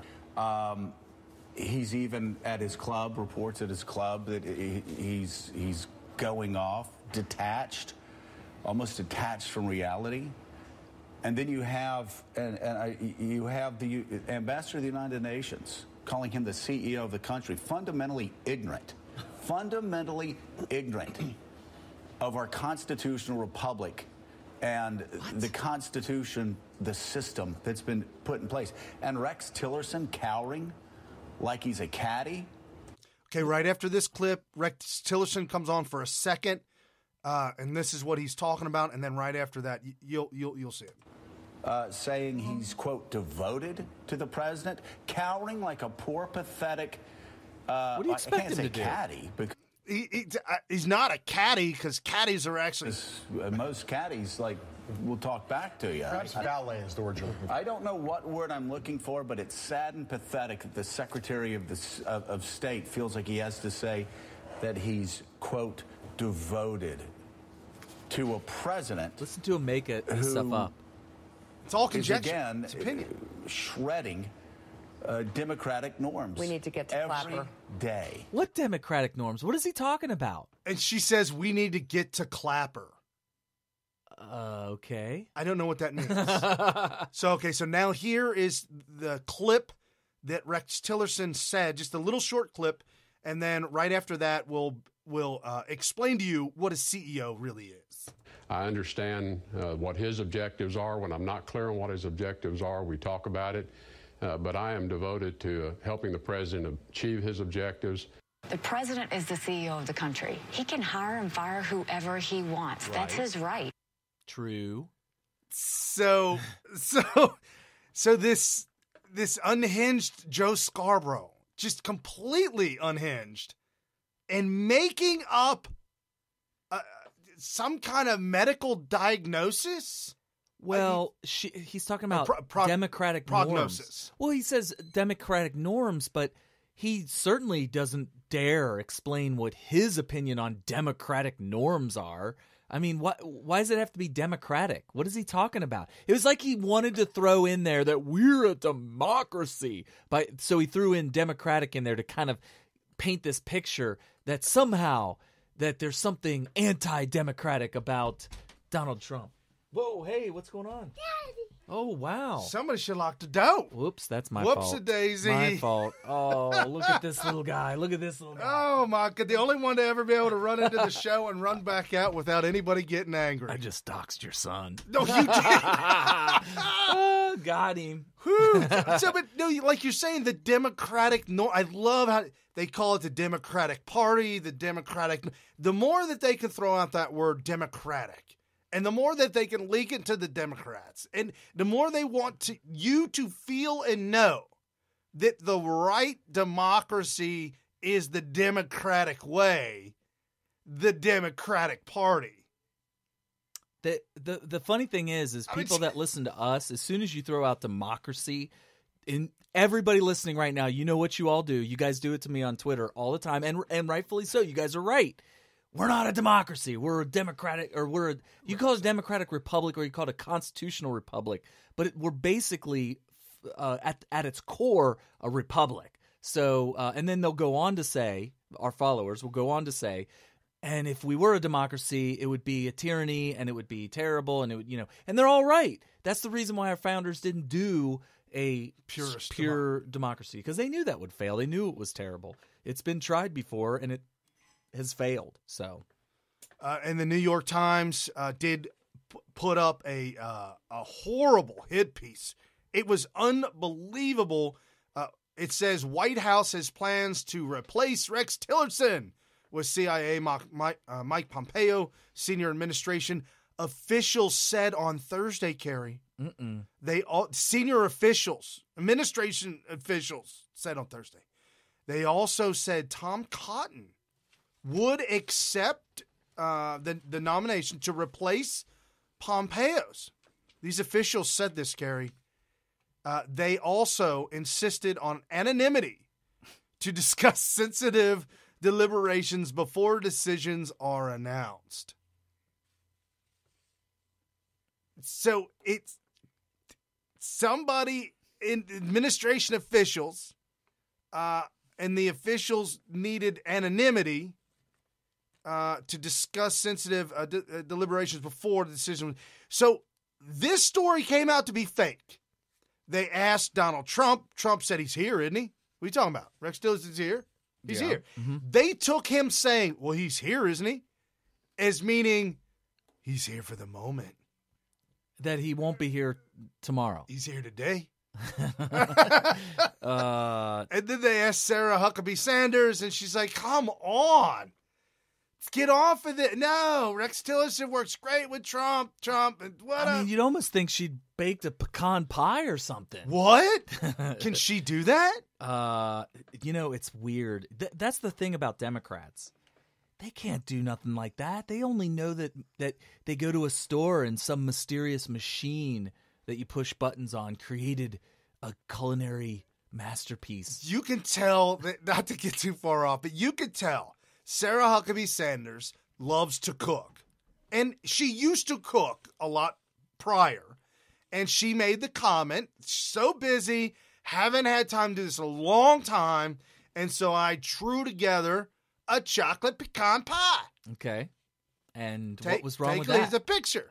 Right. The funny thing is it looked like a stock photograph that a professional would have taken of a store-bought pecan pie. We would call that humility. What she did and what she said was being humble. Right. So let me tell you something. You know how the internet works. If there was any photo in the entire World Wide Web, they would have found it instantly. Well, they could have found it through the metadata. Oh, instantly. And they saw that the metadata it said iPhone phone.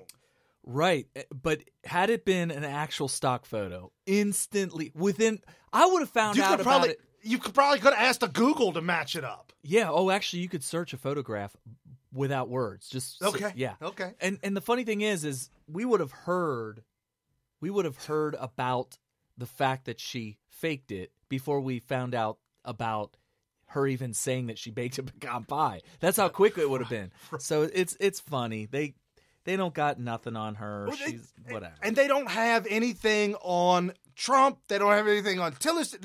They literally, I was talking to a seasoned veteran, if you will, and we were discussing the norms of the day. Yeah. And he said, Brian, listen, they've got 24 hours a day, 7 days a week. They've got to fill the vacuum, the void. They've got to fill the news cycle. Look at all the news channels that are out there. Mm-hmm. The dozens of channels everywhere. They're all on 24/7. Do you remember as a child that when, I think it was midnight, I don't know what the time was. At midnight, 1 o'clock in the morning, I literally tried to stay up so that I could hear, what was the Star Spangled Banner that would play, and the show would cut, and it would go to snow. Yeah, back in the 70s and 80s, that's how your local channels closed at the end of the business day. There was no more. Right. There's no more TV until 5 o'clock in the morning. Right. When the news would come on for the morning news. Yeah. The janitors would sweep the floors, and we're showing our age now. Right? Yeah. Well, if we actually worked in that studio, we would be showing our age. We just saw it. We just know about it, right? Somebody had it on Betamax, and no, never mind. Does anybody know what beta is? And not a beta version. Not a beta male. No, whoa, no, definitely not that. No, Betamax. Oh, my goodness. Oh, if you're named Beta, you're going to fail.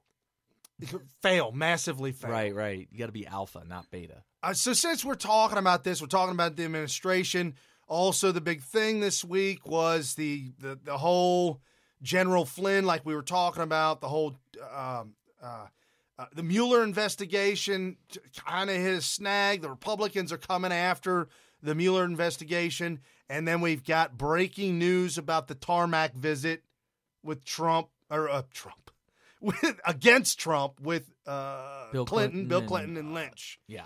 And this is something I didn't know about, and this is something that, unless I'm wrong, maybe it hasn't been talked about much, but the U.S. House Republicans are drafting a contempt of Congress resolution against Deputy Attorney General Rod Rosenstein and FBI Director Christopher Wray, claiming stonewalling in producing material related to Russia, and the Donald Trump administration probes and other matters.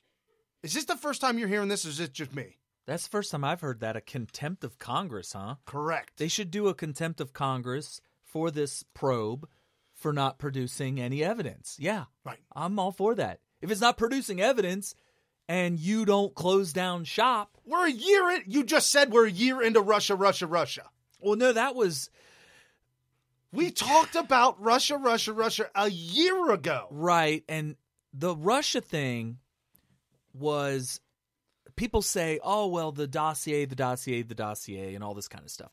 Nobody really talked about Russia as a something that was being, where Russia was helping Trump to win the election until after the Washington Post wrote their fake news article on November 24th, which our show on December 11th was largely a response to that very article. In fact, if I remember correctly, I believe we read it on the air. At the very beginning? Yeah, at the end. Towards the end. Was it the end? Okay. Yeah, towards the end I read it. And I remember, Brian didn't read it, which was perfect because I read it and he had blood shooting out of his eyes and wherever.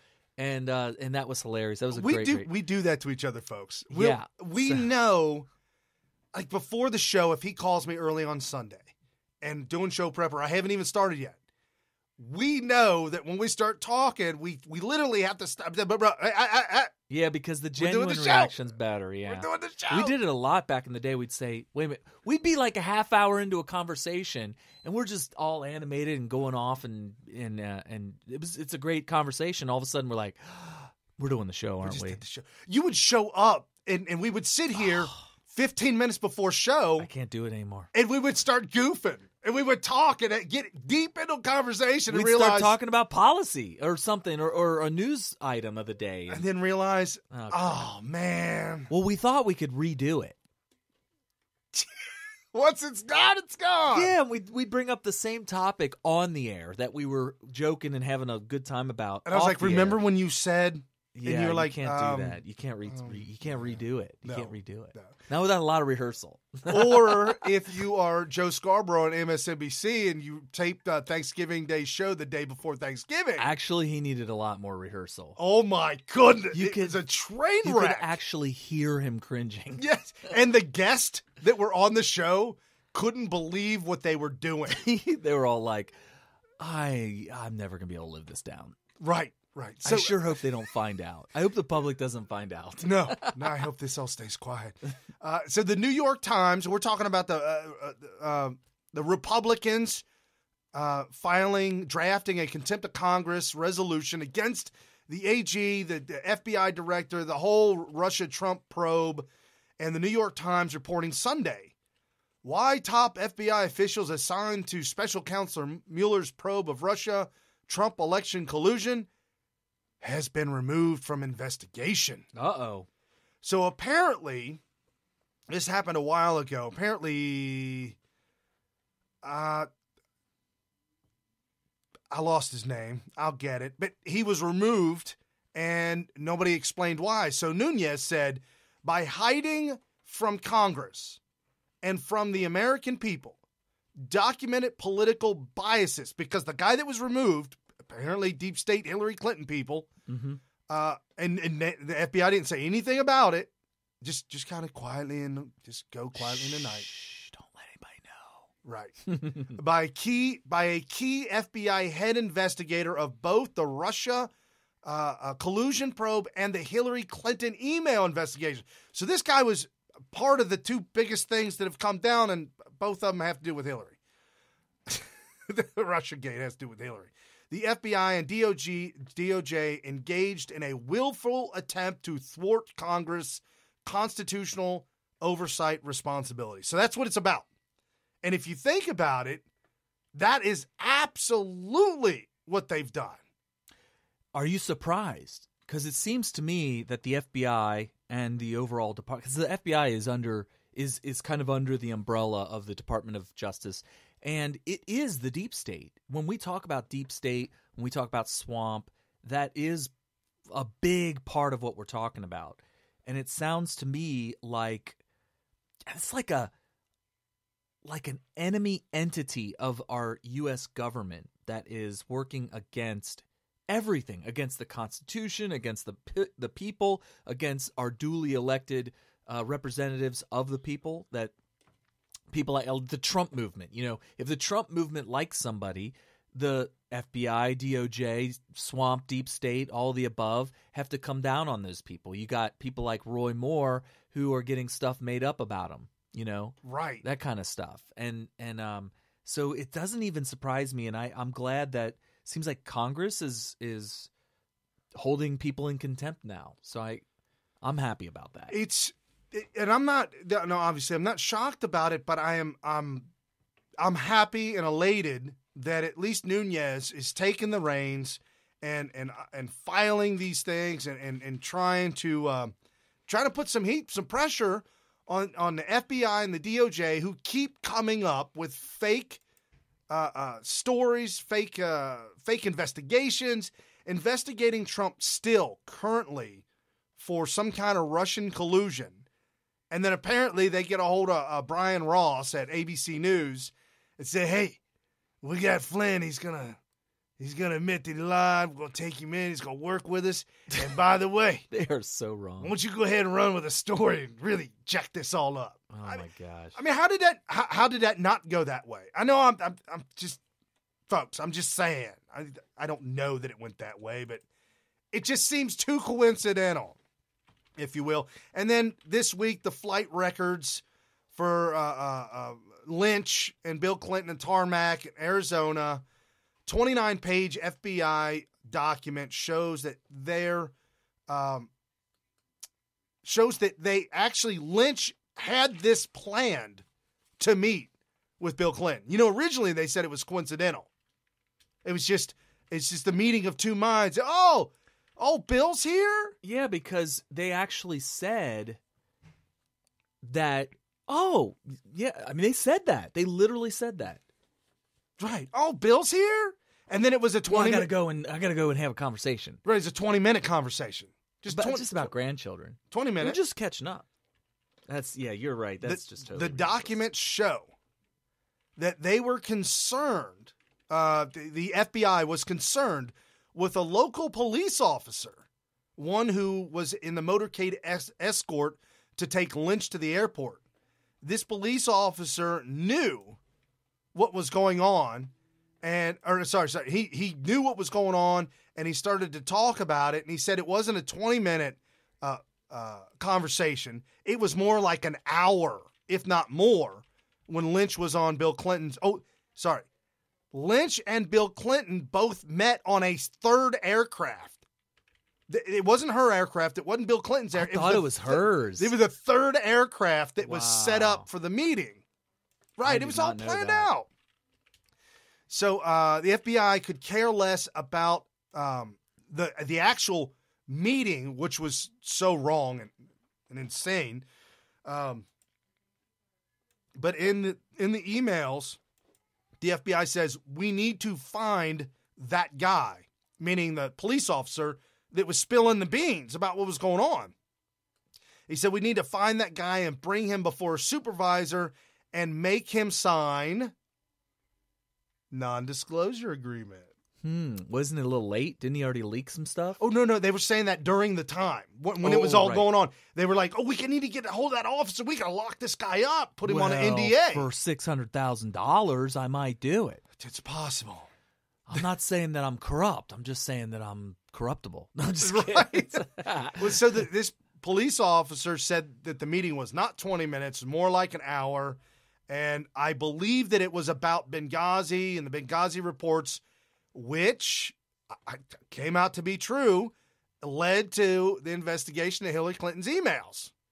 And so Tom Fitton from Judicial Watch, who filed the FOIA, Freedom of Information Act, finally, the FBI is caught red-handed.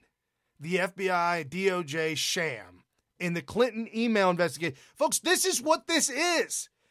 FBI, DOJ, Clinton email scandal, Russiagate, all of this week came to a complete conclusion due to Judicial Watch and I believe he's the CEO or president of Judicial Watch, Tom Fitton. And finally, the FBI releases the 29-page documents. I'm just saying. And Donald Trump tweeted out, report anti-Trump FBI agent led Clinton email probe. Now it all starts to make sense. Then he retweeted again about ousted FBI. Oh, that's the guy. The guy that was ousted was Peter Strzok. Stork. Don't know. Yeah. And so Trump tweeted out. That was the cop. No, that was the guy that originally got fired in the FBI that was involved in both the emails for Clinton and the Trump probe. Wow. And he was a Clinton sycophant and an anti-Trumper. He should have got a mansion. He may have. They don't know where he's at right now. Oh, my gosh. Isn't that convenient? So Trump tweeted out right after that, after years of Comey with the phony and dishonest Clinton investigation and more, running the FBI, its reputation is in tatters, worst in history, but fear not, we will bring it back to greatness. That was Trump's tweet. Okay. About the FBI being in complete shambles. I'm a little worried about how long it's taking him to drain the swamp. Little bit concerned there. I'm concerned that this Mueller thing is even relevant at this point in time. Right. Why are we still doing this? That's obviously a problem. Well, let me ask you this, and I came up with this. I was thinking about this throughout the week, and I talked about it a little bit on the scope, and it kind of actually relates to Roy Moore. But is this continuing so that it actually provides cover for what Trump's really doing on the back end? We've been talking about that for over a year. Okay. That this is misdirection. This is misdirection. At some point, though, we have to start getting an indication. I mean, how long does this go?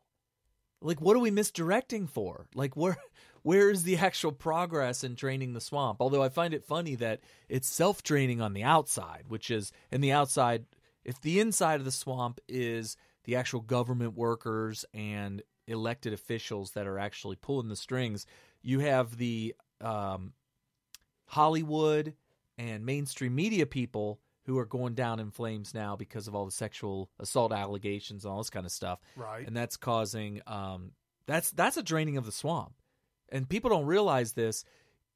Is Hollywood part of the swamp? Yeah, in an indirect way, Hollywood is. Mainstream media is part of the swamp directly because they are working hand in hand. They are the propaganda arm of the deep state. But the Hollywood engages in a lot of that propaganda too. They have contempt for the average, everyday American man and woman. Right, but I don't think that there's a direct line of communications, but I may be wrong. But you got Harvey Weinstein, who absolutely was part of the swamp, and he's the one making all this stuff. So I guess I was wrong. Well, you got the money coming in for the yeah. When I lived, yeah, when I lived in L.A., Obama would make regular trips, so regular to Los Angeles that it became monotonous because it would actually shut down streets everywhere. Everywhere. In L.A. traffic already, streets are shut down. Right. But then you throw Obama in the mix, but he would go there so often for fundraisers. Even when he was even in his second term, he was already president for his last term. And he would still go there for fundraisers for the DNC or for himself or for whatever. And it was so often that we calculated the 747, we did all the math, we worked it all out, 747 that he would fly just by himself, not his entourage, because he always brought a huge entourage. Right. Just to fly from Washington, D.C.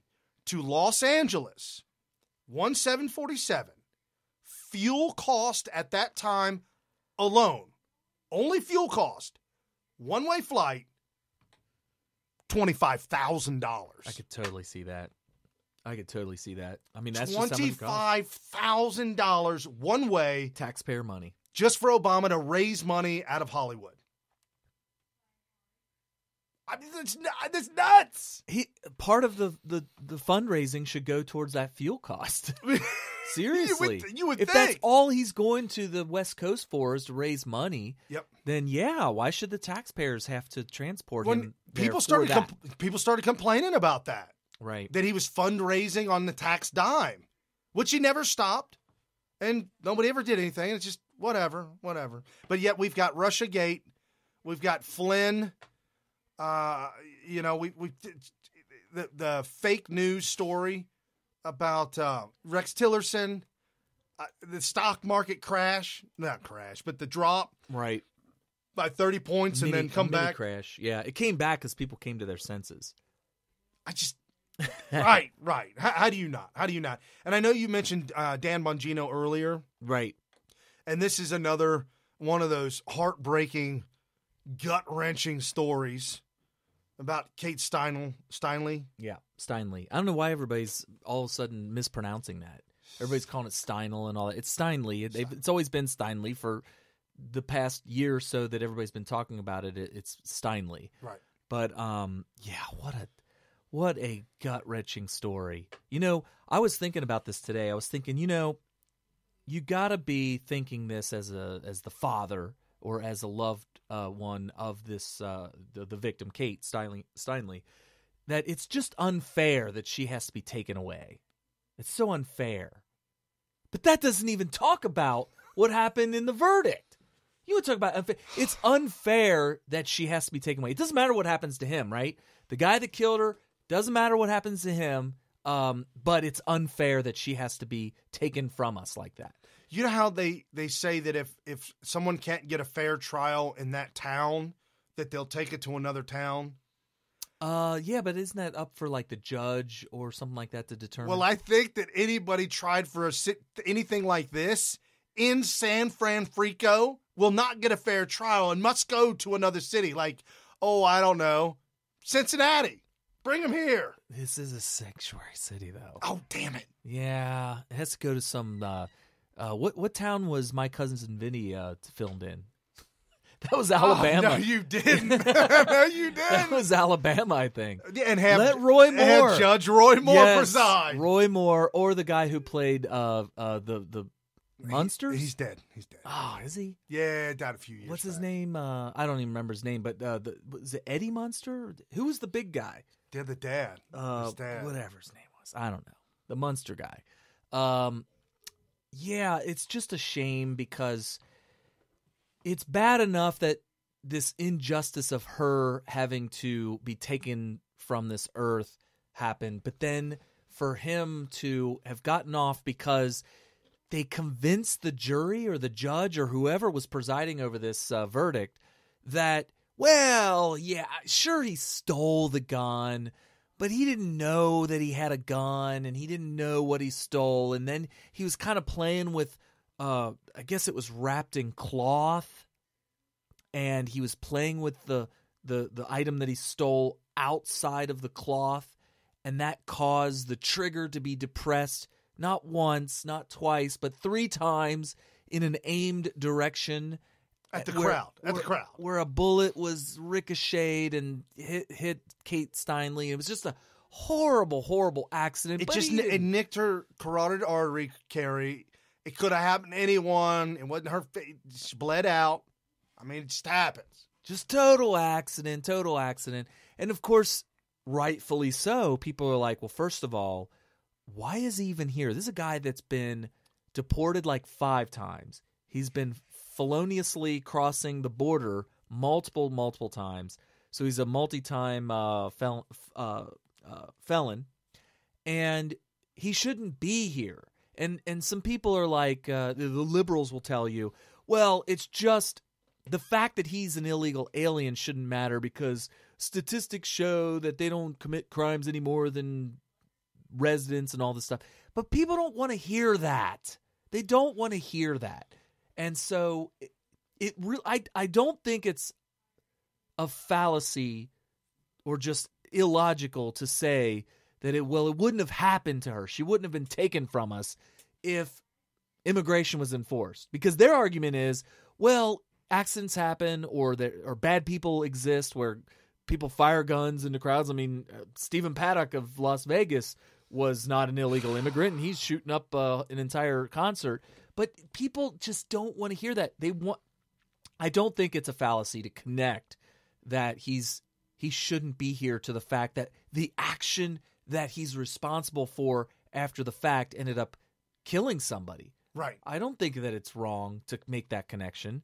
That had somebody not done, it's kind of like, if I could get killed in a car accident on the way home from this show tonight, or my future self could come back in a time machine and say, Carrie, don't go home from Brian's. Don't go home from Brian's and stay here for another couple hours or maybe even spend the night, and then I survive. And people say, you see, if you didn't take that trip home. That's the thing. If I didn't take the trip home, I'd be alive, right? Or in this case, if they just enforced the damn illegal immigration laws, that she would still be alive. I mean, it's just true. And I maintain that argument, whether it's, you want to call it fallacious or not.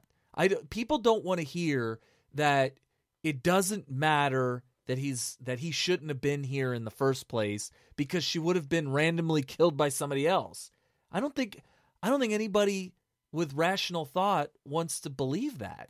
Right. Do you want to believe that? No, of course not. Absolutely not. That accidents happen or whatever. And then that I think the argument was a lie. I don't think that it was an accident. I think that somebody who is on the wrong side of the law, who not only was jumping the fence, but also stealing firearms, and is in a public place. And by the way, I heard that, I can't remember where I heard it from, but it was from a good source, that the gun only would fire with a firm pull of the trigger. Okay. So the idea that the gun went off like it's not a hair trigger. There's certain guns where you can actually modify it to be a very, very delicate hair trigger. I actually accidentally shot a gun one time at the range. Thank God I have good muzzle awareness because the muzzle was pointed down range. But this thing, it was like a .22. It was a handgun so small you could hide it between your hands. It was really small, but it was it wasn't a revolver. It was like a pistol, and it had a very, very sensitive trigger. And I just barely brushed up against the trigger, and it went off. And I remember thinking, okay, this gun is really dangerous. And so I made sure that everything was away from this trigger before I shot it again. But in this case, it's in the cloth and all this kind of stuff. And I'm told that this was not the kind of gun he had. He had the kind of gun that required a firm pull on the trigger to make it go off. Really? So that being said, and by the way, if it went off once, you would probably just drop it and run. If it was an accident. Right. Like, right. Oh my God, what just happened? And you would drop it and run.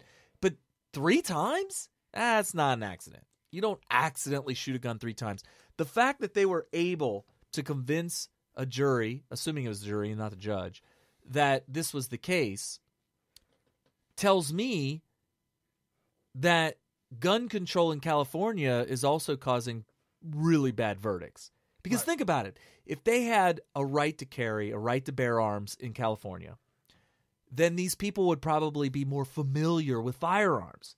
And if they were more familiar with firearms, they would know that they don't have a conscience and that they don't get mad and start randomly firing at people that they're angry at. Because I do believe, remember that skit that Steven Crowder did, where he had the eyeballs on the gun, and the gun was like bitch slapping the people and all that kind of stuff.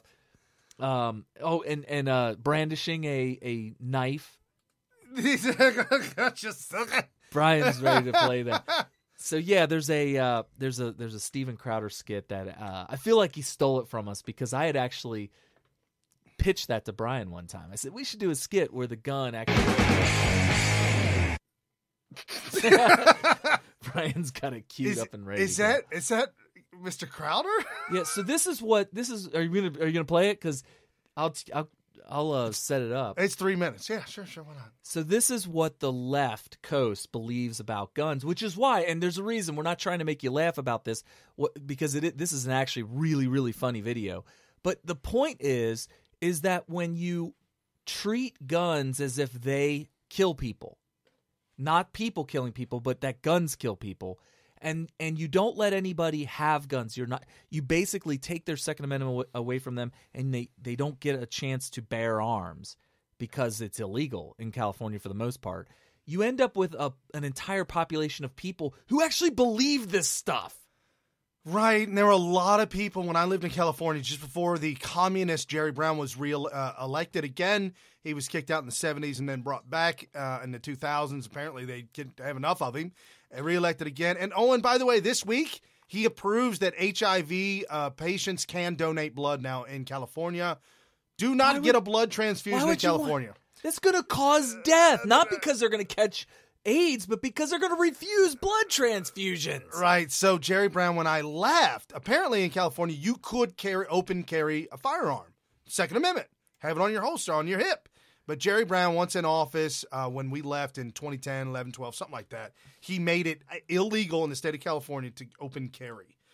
And this is what Steven Crowder made this video in mockery of how ridiculous the left is. And go. Hi, I'm Roger Goodman, and if you watch the news or read Huffington Post, you know that you're 99.9856% more likely to be the victim of a firearm accident the second you bring a gun into your house. And that's why I'm here today to talk to you about a very important issue pressing today, America. Rogue guns running rampant across this land. Some people in the pro-gun lobby will tell you that guns are inanimate objects without free wills of their own. But that's a load of shit. You think you're safe when you leave that gun locked up in its safe with your kids when you're not home? Think again. What are you gonna do when this happens, bull tits? Hey, Tommy, why don't you come play with me over here? Oh, I'm not sure, mister. My daddy said I'm not supposed to play with guns. Oh, your daddy'll never know, Tommy. Oh, mister, I'm not sure. My daddy will be real cross. Yeah, well, your daddy's not here, is he? You just killed that kid. You think you're safe because you take a gun safety course with your family and learn how to handle a gun responsibly? You're a piece of shit. Oh, but it's my right under the Constitution to protect myself from people and tyrannical governments, you say, you son of a bitch. And it's not just related to kids. Guns commit all kinds of crimes, like domestic violence. With that roast beef again? That's what I tell you! I don't want to eat that 2 damn days in a row, bitch! I already done told you! Oh, that revolver's a dick, but not as much as you for knowing better and you let him into your house, you son of a bitch. Guns also commit nefarious gang-related activities. Where's my money, I say? I don't want to have to go there, you know, but I will. I will cut you. I will cut you. And just have an all-around problematic presence in the household. And that's why I, Roger Goodman, am here today with responsible parents for gun control against parents who own guns, trying to take these terrors off our streets and away from your kids. Because there's no such thing as a responsible gun owner, only non-gun owners and pieces of human shit. And even though some people tell you guns don't kill people, people kill people, those people are pricks. So you can call this number here and call your local representative to make sure that there are no more guns on your street or in your house that could be taken up or be hurt by a kid. What'd you think was gonna happen pushing me like that, baby? Being my wife ain't no pony ride, bitch. Yikes. Being my wife ain't no pony ride. Oh my gosh. No, I mean, that video is funny because it's nonsensical. Like, it doesn't make sense. Well, I actually thought of something very similar, and I pitched it to Brian years and years ago. We did, yeah. And this is how it went, and you guys can make a skit like this. I don't care, because we got showed it's up. over now. We got showed up by Steven Crowder. But it was where you're driving down the road in a town. By yourself in a car. Right. By yourself, yeah. And you drive by a gun store. And you start to hear the actual voice of the gun calling your name to come in there and get it. And then once you have it, it starts to talk to you and starts to get you to try to fire it and to point it at people and start pointing it at people and shooting them. And it's like causing you this insanity that's calling your name. Come on inside. Yeah. Buy me. Yeah, like We'll have really, like begging you to do it and coercing you. Hey, I'm over here. I'm right here. Right. And there's also somebody else who's done something similar to this is Ted Nugent. He has a live feed 24/7. It's on at all times. I'm not sure if it's still on, but this went on for like a year at least, where he had a live feed of a rifle on his coffee table. Loaded, fully loaded. Yeah, and he did this because no safeties were on at all. Right. He wanted to capture it, jumping up and shooting people. When it started to fire itself. Right. Yeah. And start aiming itself at other people. Because the joke is that guns don't kill people, and people need to realize that. It's something I was thinking about when we were talking about Kate Steinle, is that this guy, this illegal alien, deported multiple times, entered the country illegally, fired a stolen Sig Sauer handgun into a group of people. For unknown reasons. Threw the gun in the San Francisco Bay. Got caught on video while fleeing the scene. And the San Francisco jury acquitted him because the judge would not allow in the testimony that he was multiple felon, like 5-time felon, kicked out of the country illegal, all these different, his whole rap sheet, his entire history, his entire past, the judge wouldn't allow that in the courtroom. Because it wasn't relevant. Right. Well, is it? It would be relevant to his character. I kind of feel like they must have known this, which is why they acquitted him. Seriously. I don't know. I think they acquitted him because they did know that he was an illegal alien and that they wanted to show Trump what's up. Oh, I don't know about that. No. Well, why do you think they acquitted O.J. Simpson? Oh, well, yeah, that was to show the... I think it was to show the world that we're not racist against black people. It's very possible. I mean, honestly, I think that's what it boils down to. Because when you but there's going to be a backlash, though, for sure. Because now, I mean, a lot of people that follow us were telling us throughout the week after this Kate Steinle verdict came down that they don't even care about the DACA kids anymore. It used to be where we were like, okay, well, maybe we can make a compromise where if we secure the border, throw out all the illegal aliens, and then maybe we'll compromise by taking a look at the DACA kids and offering, and this would be amnesty, by the way, offering some sort of amnesty on DACA kids. And you got to understand what DACA kids are, and they're not really kids, but at one point they were. In order to really understand this, majority of them are on. If you don't really have a firm grasp on what it means to be a DACA immigrant or whatever, illegal immigrant, then please don't come at me with your opinion on that. If you understand it, and you'll understand why it makes sense to allow for like a compromise with the DACA kids. But here's the thing. After this Kate Steinle thing, there's going to be a backlash. They're going to be like, you know what? Trail of Tears, baby. Trail of Tears. Well, and this was trending. That's why I put it up today. Some of our followers started trending MAGA March for Justice. And and I put that on the title, the scope, because literally we from our studio are marching against all the injustices that are coming out. Right. And some of the reports that I was reading, the DACA kids, that the majority of them are on some kind of government assistance, that when you come to this country, it's not coming to this country to take money from taxpayers. It's coming to this, like Trump says, it's coming to this country to be a benefit to our society. You don't have a right to come here. Right. Well, and the thing about the DACA people, DACA qualified, I don't know what the right. Somebody on the comment section just pointed out they're in their 30s now. True, there are definitely some DACA people that are in their 30s now, and it's important. You'll never really fully understand immigration in America unless you can understand it dynamically. The Democrats are always trying to present it as this static thing, that there's illegal immigrants here. They're either here illegally, they're not here illegally, and or they're here legally, and that's it. And they don't look at the dynamics of it. What if somebody came here illegally and then had children, and then a decade later they have 10-year-old children, right? and their parents are illegal, but you got a 10-year-old that was born on American soil, that would be considered that's actually a legal person. But what if their children would be legal? What if a mother had a child who was an infant, then came over illegally? The child would then be illegal.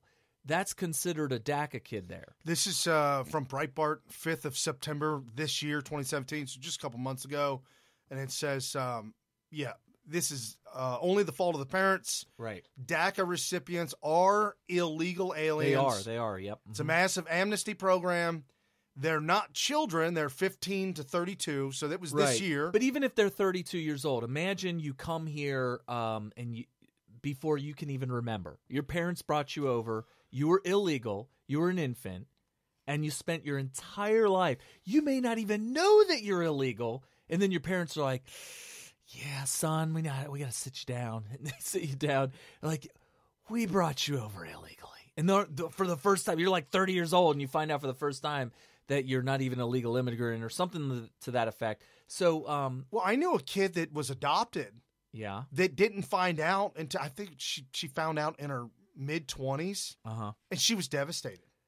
It Right. broke her heart. Well, you can imagine. I'm sorry. It's got to be a shock to your system that this entire time, for all intents and purposes, for that person's brain, right, that person's memory, that person's understanding of the world, is that they're an American, they lived in America, their entire memory, their entire brain is what you would have experienced as an American. You just happen to have been brought over before your memory, could be, as a very young toddler or whatever, as an illegal immigrant. Right. So the point is that I didn't have a problem with having a discussion about those particular people that fit under what I just described. People that they would not even known that they were illegal other than their parents telling them, oh yeah, by the way, we brought you over here and you're actually a Mexican citizen or you're a Guatemalan citizen or whatever. And you don't know any one way or another. So I was okay with compromising for that very small. And by the way, the DACA people is like 800,000, which is a tiny sliver of the entire, 20 million people who are illegal. Like 800,000 of them are DACA. So I was okay having a discussion about that. After Kate Steinle, I'm going to tell you right now, there's going to be followers of this show. The gloves are off. Where we're going to have a Trail of Tears, where we're going to be sending people to a country that they have no memory of whatsoever, who speak a language that they may not even know. I lived in SoCal. Let me tell you, folks. They know the language? Well, it's broken language. But the people in Southern California that are first generation, DACA, or their parents just came over illegal, had the baby here. By the way, that's not even DACA. No, that's not even DACA. That's a legal citizen. They speak Spanglish, and Spanglish is when you start speaking English and you say, hey, Carrie, I want you to basta and the gas station and then ven aquí en my casa, and then we can hang out for the day. And I'd be like, wait, come again? They would, like every third word would be a Spanish word. So hand me that boligrafo. Something of that nature. So when they say that, oh no, I'm Mexican. I'm not American, I'm Mexican.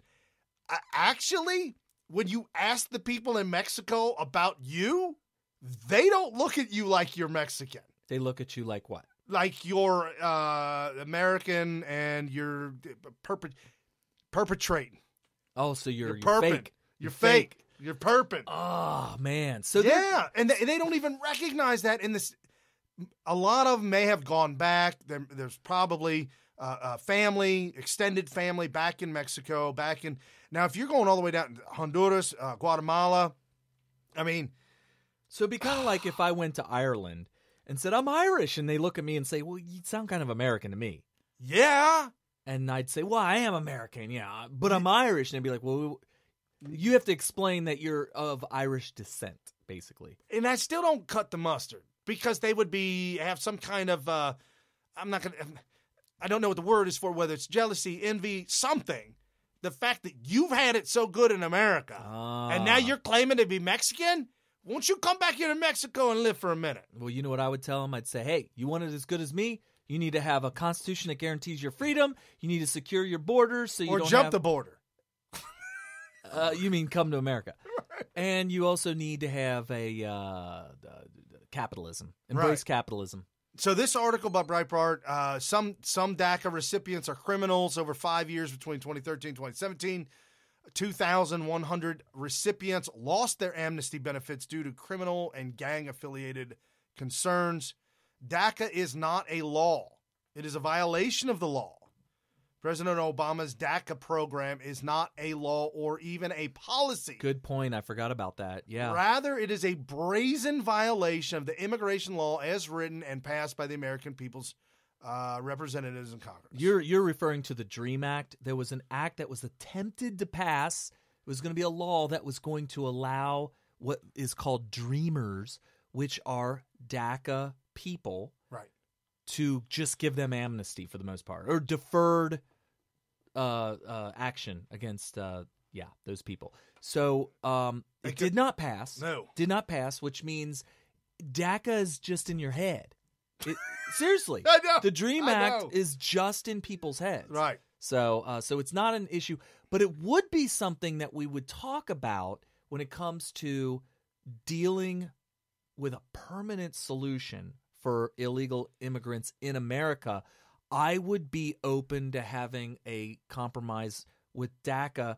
However, sounds like a lot of people who may have formerly been open to a discussion about DACA will not be, because the verdicts. So these idiots in San Francisco who thought that they were going to stick it to Donald Trump by letting a murderer of a totally innocent person in America just go scot-free as a way to send a message to Donald Trump is going to have the opposite effect, because now we're real close to Trail of Tears. Right, and when you start getting into the nitty-gritty of it all, Breitbart's reporting says most DACA recipients are not overachievers. The bar was set extremely low to come to be a DACA eligible. You could have had misdemeanors, and certain felony convictions were okay. Oh, wow. I didn't know that. Only a handful of applicants were I read it a long time ago, back when we talked. We had a whole show about DACA because it was the topic of the week. Right. And I read all into it, and it sounded to me like you pretty much had to be very, very clean record. No. Only a handful of the applicants were ever interviewed, and only rarely was the information on the application ever verified. This by Jessica M. Vaughn, Director of Policy Studies at the Washington-based Center for Immigration Studies. DACA is wildly and that's something else that nobody points out. DACA is wildly unfair to Americans, minorities, blacks, whites, Asians, anybody legally in this country. DACA is against you, especially young youths starting out in life attempting to get a first job. Or if you're coming from unfortunate circumstances, unfortunate background, maybe you were raised in a really poor, or let's say a bad neighborhood, poor parents, maybe your parents, you got a broken home, or maybe your parents are on drugs and all that, but you're completely legal Americans. These are federal and state resources that they get through taxpayer dollars, right, that are being siphoned off to illegal immigrants. Right. This DACA was already litigated and debated in 2016. Hillary promised to expand it. Trump said we're shutting it down. DACA encourages more illegals. We saw that. Remember the pictures of the trains coming up from South America? People literally sitting on top of the train because it was too jam-packed inside.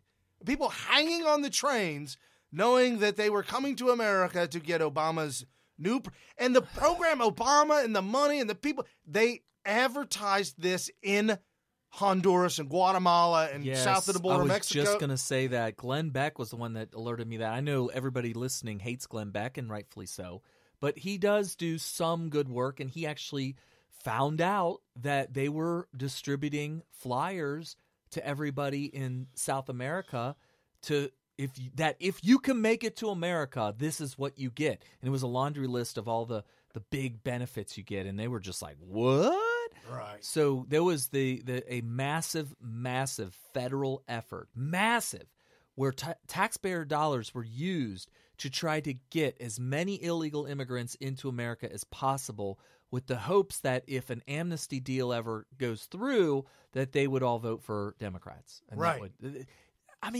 This is what was happening in America under Obama. We reported on this stuff. Guys, we've been doing this since 2014. These are the kind of stories. 2013? Oh, wow. I thought it was 2014. Wow. Our time is flying. I can't believe how long we've been doing this. So pretty much 5 years almost. We're coming probably this spring, right? Because I know we started in spring.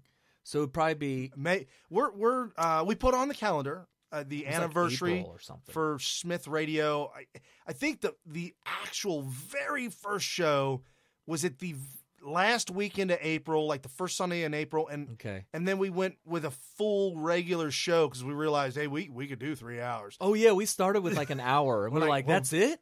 We better shut it down. We keep going. Yeah, when we were trying to do 1 hour shows, they were going way too quick. So our first full show, and we're calling that our anniversary date, would be the 1st of May. Oh, okay. All right. And that is on the calendar. The Smith Radio calendar is out, folks. Yes, get that Smith calendar. Where do you find that? You can go directly to patreon.com/Smith Radio. It will be up on the website shortly for a quick link. But any way you want to get it, if you want to email me, brian@smithradio.com, or DM us somehow, some way, whatever, $20. We'll get you a calendar, or 3 for $30. And you can do that through PayPal or send us some Bitcoin, whatever you feel like. Yes, definitely do the Bitcoin.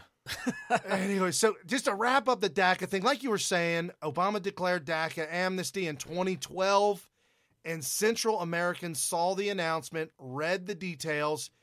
Roughly 400,000 people headed north within the next 4 years. Which is really weird because DACA only applied to people who were... It doesn't make any sense. But if you could get over the border and ask for DACA, you'd have to be a child. Oh, that's why they were sending children without the adults. No adults, yeah. Oh, So, the problem with socialists is every single thing they do has horrendous consequences. Horrendous. So DACA caused parents in Central and South America to send their children unattended with coyotes or maybe by themselves. Could you imagine? The rapage, the carnage, the abuse. They probably end up getting sold into some the slavery, child, black market, sure. Oh, so it's possible that 800,000 came in 4 years, but half of them were sold in the black market. Absolutely. Slavery. Do not doubt that for 1 second. So that is the law of unintended consequences that you get when you start talking about the policies that Democrats put forth, and all an attempt to try to use foreign citizens to usurp the American people of their self-government. Right. And I've been wanting to play this video, and this seems like a good time to play this. It's a few minutes, about 3-4 minutes long. However, it's from PragerU.com, Prager University. Yep. This talks about, we brought up earlier in the show how Bernie Sanders says, look at the American dream. It's in Venezuela. What? I just can't wrap my head around that. The guy's a nut job. Yeah. This socialist ideology that the Democrats want, the socialism that Obama was trying to drive this country into, that would wind up where and how. And I keep saying, look at Venezuela, modern day collapse because of socialism driven into communism dictatorship.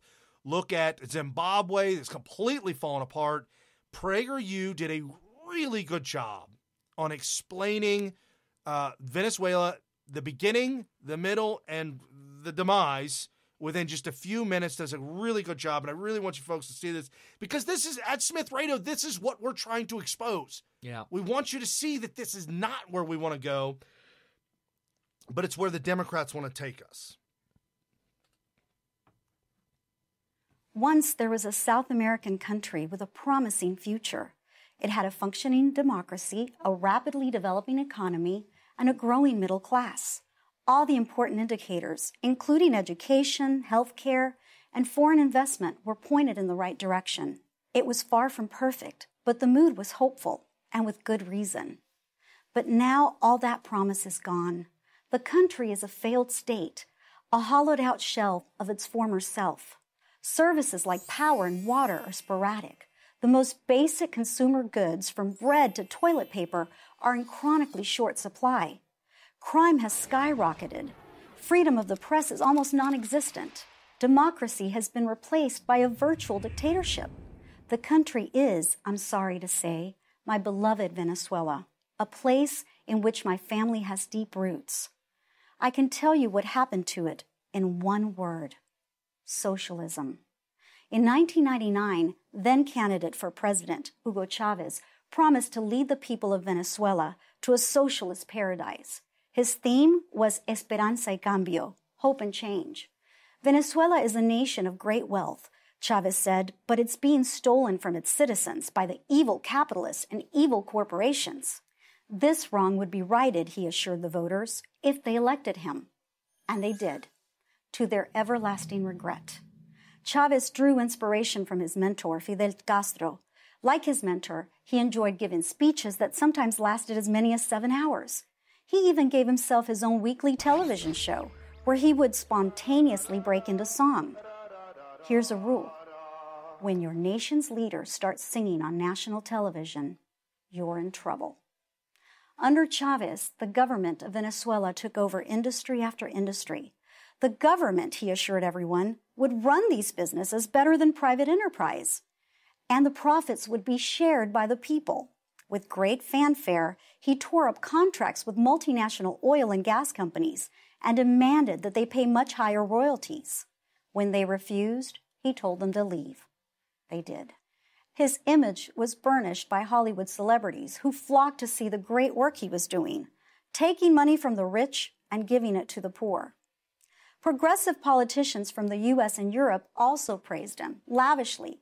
Here's another rule: when Hollywood celebrities visit your country to praise your leader, you're in trouble. When the leader sings on national television and is praised by Hollywood celebrities, you're doomed. Socialism always works in the beginning, so people are fooled in the beginning. It's easy for governments to confiscate money, but eventually there's no more money to confiscate. In the case of Venezuela, I mean that literally. People who could get money out of the country did. Many left the country altogether. Nearly 2 million, according to Venezuelan sociologist Tomás Baez. The wealth creators continue to create wealth, but they created it somewhere else, Miami or Madrid, and other places around the world. When Chavez first ran for president in 1999, he said he would leave in 2 years if people weren't happy with him. But, like Castro, Chavez never had any intention of giving up power. He died in office in 2013, replaced by his vice president, Nicolás Maduro. Maduro is Chavez without the charisma or the voice. The country is now a pariah, shunned by the world and isolated. It's so bad that many international airlines refuse to fly there. People stand in lines for hours just to get food. Sometimes they walk away empty-handed. A recent survey found that 75% of Venezuelan adults lost weight in 2016, an average of 19 pounds. This national weight loss program is known cynically as the Maduro diet. Still, Maduro holds on to power. Opposition leaders and journalists who report the truth are jailed. Venezuela is a cautionary tale. Once a country goes down a socialist path, there's no easy way back. And the longer a country stays socialist, the harder it is to reform it. Venezuela has been socialist for 2 decades. If you don't think it can happen here, whether here is the United States or Europe or anywhere else, you're fooling yourself. When people get used to depending on the government, no matter how poor they remain, that dependency is hard to break. That's why you should never buy the socialist lie. Socialism is a drug, and like a drug, it feels great at first, but eventually it will ruin your country, just like it ruined Venezuela. I'm Debbie D'Souza for Prager University. There you go. I mean, you don't need no more than that. I mean, that says it all. I've been wanting to play that video for so long. I am so glad we were able to play that. People just need to realize that socialism always, it ends up being a bad thing. It's like if you have children or if you know people that do and have an idea of what it's like raising children, imagine just deciding as a parent to spoil the crap out of your kids at all times. Just spoil them. Give them anything that they want, lavish gifts, give them money to spend at any age. And why don't you do that? What's wrong with that? I mean, obviously it's money out of your pocket, but let's just say you were wealthy. That's a perfect example. Let's just say you were just flat out wealthy and you decided, I'm going to use my wealth to just spoil the crap out of my children. Would you do that? And if you wouldn't, why? And if you don't realize why it's bad, then maybe, you need to start learning this stuff. And the truth is that spoiling your kids is bad because they're going to grow up bad. They're going to they're not going to be able to be self-sustaining. They're not going to be able to support themselves. They're just going to get used to just getting it from mommy and daddy. I mean, you understand that, right, Brian? No, absolutely. And there's going to be some people that might get a little frustrated with me or a little, I don't want to trigger anybody, but I do want to state fact. And for those in Southern California that are from south of the border, wherever they're from, and they're first generation in America, look deep and hard, and you'll know exactly what I'm talking about when I say you are spoiled by your parents because they knew how hard it was to live in Mexico. Now they got a job, and now they've got money, and they don't want – it is the baby boomer syndrome that the greatest generation did to the baby boomers. They did, didn't they? It's the exact same thing as the folks who jumped the border illegally. Should we explain that? What I believe? This is just a theory that I have, and I think Brian kind of. We've talked about it back and forth, absolutely. Yeah, it's kind of a theory that we've both been kind of developing, and we're not 100% sure how right we are on this, but it's definitely a theory that you guys can debate amongst yourselves. But it's that when the greatest generation won the World War II, and they won that, they saw probably the most horrific things that any generation has seen in all of human history. Right? And they saw a lot of their friends die, and they saw a lot of people maimed, and just the humanity of just the obliteration. And then it ended with 2 nuclear explosions in heavily populated cities, this kind of stuff, right? And the complete devastation of just about every major metropolitan area in all of Europe. And afterwards, I have this theory that the collective generation that survived World War II, whoever did survive it, when they went and had all their children, which we call the baby boom, right? They decided that they've seen enough horror for their entire family for multiple lifetimes. Yeah, multiple lifetimes. And so they just felt like they were going to just have fun with their kids and make sure that their kids, and furthermore, that they were going to create a world where we don't have a world war anymore. Their parents went through World War I. They went through World War II. They're not going to let their children fall into a World War III, especially with nuclear weapons and all this kind of stuff. And I think that their effort to try to prevent a World War III and their effort to try to shield. It was like a shield. They were shielding their children from the horrors that they saw in their young, lives. A lot of them were going to war when they were 18, 19, 17 years old in some cases.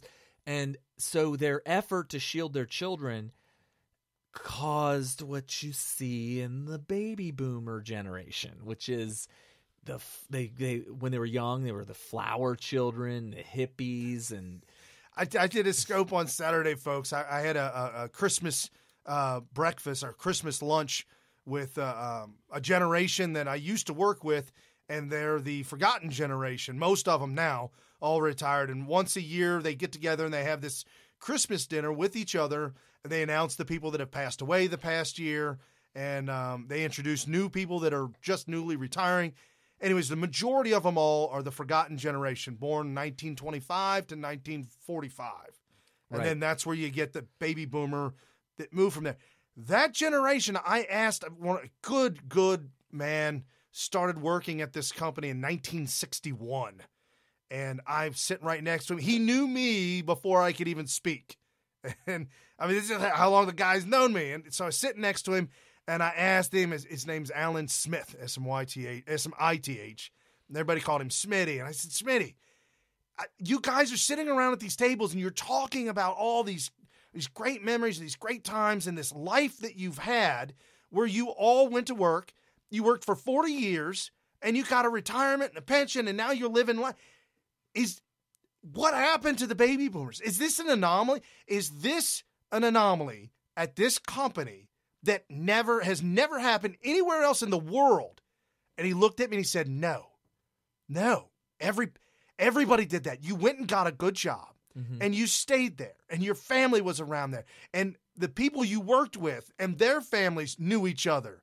And I remembered as a child, they would have these picnics at the company, and all the families would meet each other again every year. And I said, well, what about the baby boomers? He said, they change jobs as often as they change their underwear. The baby boomers? That's what he said. Wow. He said something happened. He couldn't put his finger on it. He didn't know what it was.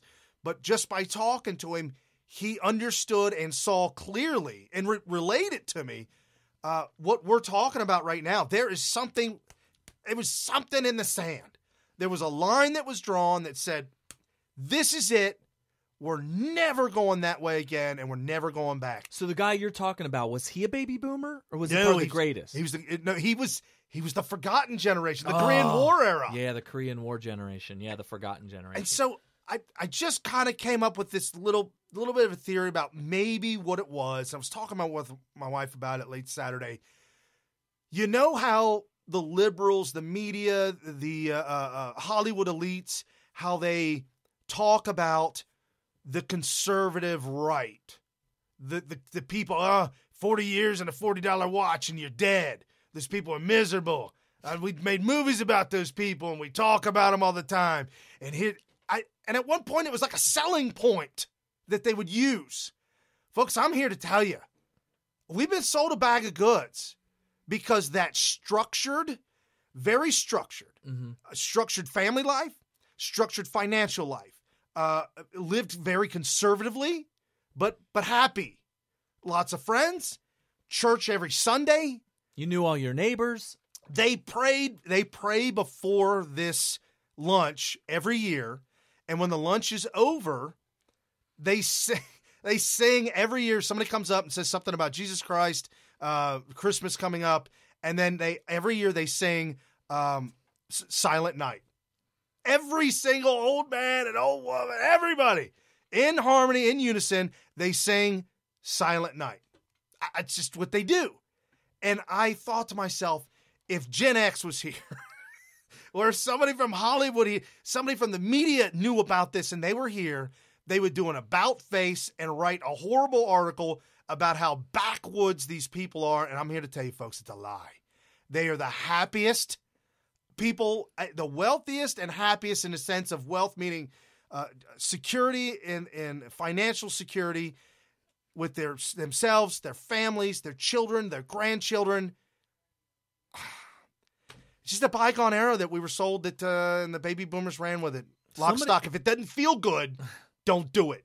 Somebody said that we have the baby boomers wrong. It's just a theory. I mean, I will tell you this. And it's not all. Nothing's 100%. Right. And we could be wrong, but I remember the greatest generation. They were all of our grandparents. Right. We grew up with these people. I knew what their attitudes were and what they valued and everything like that. And of course, we know the baby boomers because that would be our parents, uncles, and aunts, and all this kind of stuff. Yeah.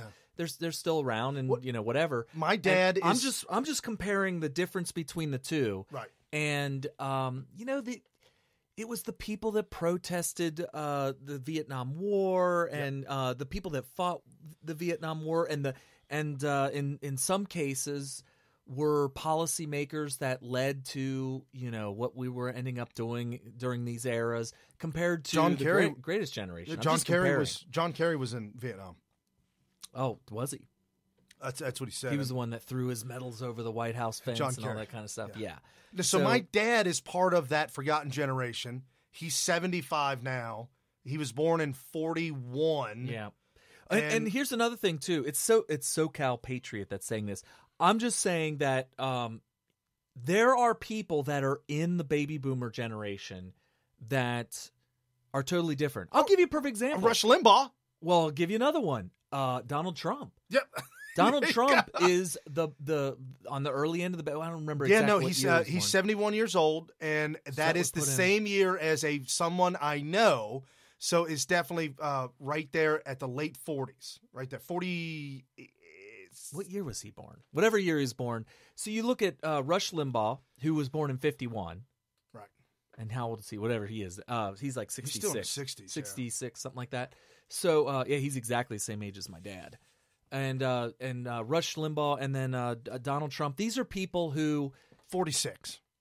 46. Okay, so, yeah, he is the quintessential baby boomer. The very first year of the baby boomers. Someone else that I know that is about that age and around that time period. Yeah, absolutely. And the point is that when you talk about the baby boomers in general, there's going to be people that were the really super hardworking. They weren't spoiled. There's going to be plenty of those people. But I'm saying overall, in general, there's a way we can summarize the entire generation. And if you're not one of those, then there's going to be millennials who have the same kind of characteristics as a greatest generation person. But we know what the millennials are like. In general, my millennial, I have bestowed upon him. What do they give you when you're real famous and you go to a university and they give you an honorary? Oh, honorary, yeah. I've given him the honorary title of Generation Gen X. X. Wow. The kid, and I'm telling you, Generation X is a very odd generation because we grew up with Reagan as the president. Yeah. That's what we grew up with. And we looked at what our parents did, who were total hippies. Yeah.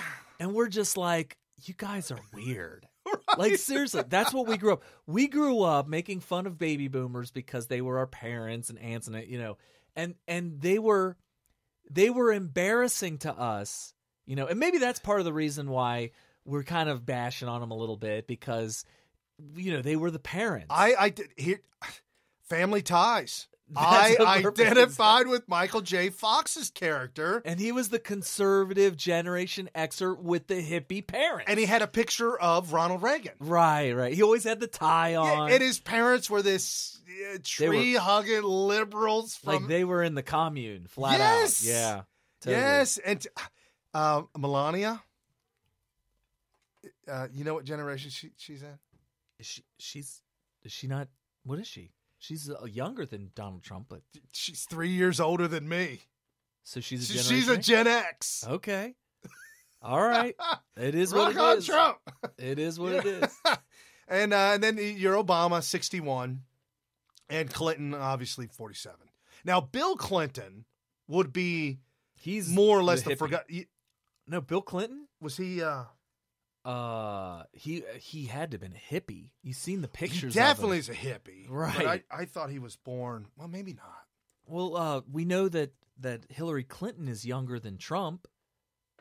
So Hillary Clinton's 46. He's 46. Yep, 1946. Right, 1946, and Hillary's 47. Yeah, so they're all baby boomers. George Bush 46. Yeah, George W. Bush. Dub. Well, there you go. That explains a lot. That explains an awful lot. And then isn't H.W. Bush a forgotten generation? Would he not be? He might be greatest. Is he greatest generation? I'm trying to think. We have McCain, who would be forgotten generation because he served in Korea. But what do you got? 24? He is. That's the greatest generation. It's right. 20. No. Wikipedia says 25 is the forgotten. 24 is World War. He is the last. Yeah, he's the of the World War II. He's the youngest. He's but whatever. So anyway, that's our little theory. But anyway, we've been talking about this, folks, and these things that we talk about all the time amongst ourselves. That's not the first time. And we're literally putting together a book one day about all of this, and it's good stuff. We're gonna nothing's absolute. I'm gonna refer or use SoCal as a reference because she's mad, or he. I don't know if it's a she or he. Sorry, for getting mad at us for bashing the baby boomers. So well, and that's the thing. I'm sorry, man. I'm sorry, but the baby boomers have lost. It's like there's no more church anymore. There's no. It's do what felt good. If it didn't feel good, throw it away. Right. I'm sorry. And it wasn't like that for everybody. Like I said, Rush Limbaugh and Donald Trump fall into the baby boomer category, and they obviously are not what we're talking about. We're just saying in general. So anyway. So did you hear about Roy Moore? Well, we can give you an update on Roy Moore. Landslide, victory. And I don't, me personally, I know a lot of people out here might not be on board with what I was thinking the whole time.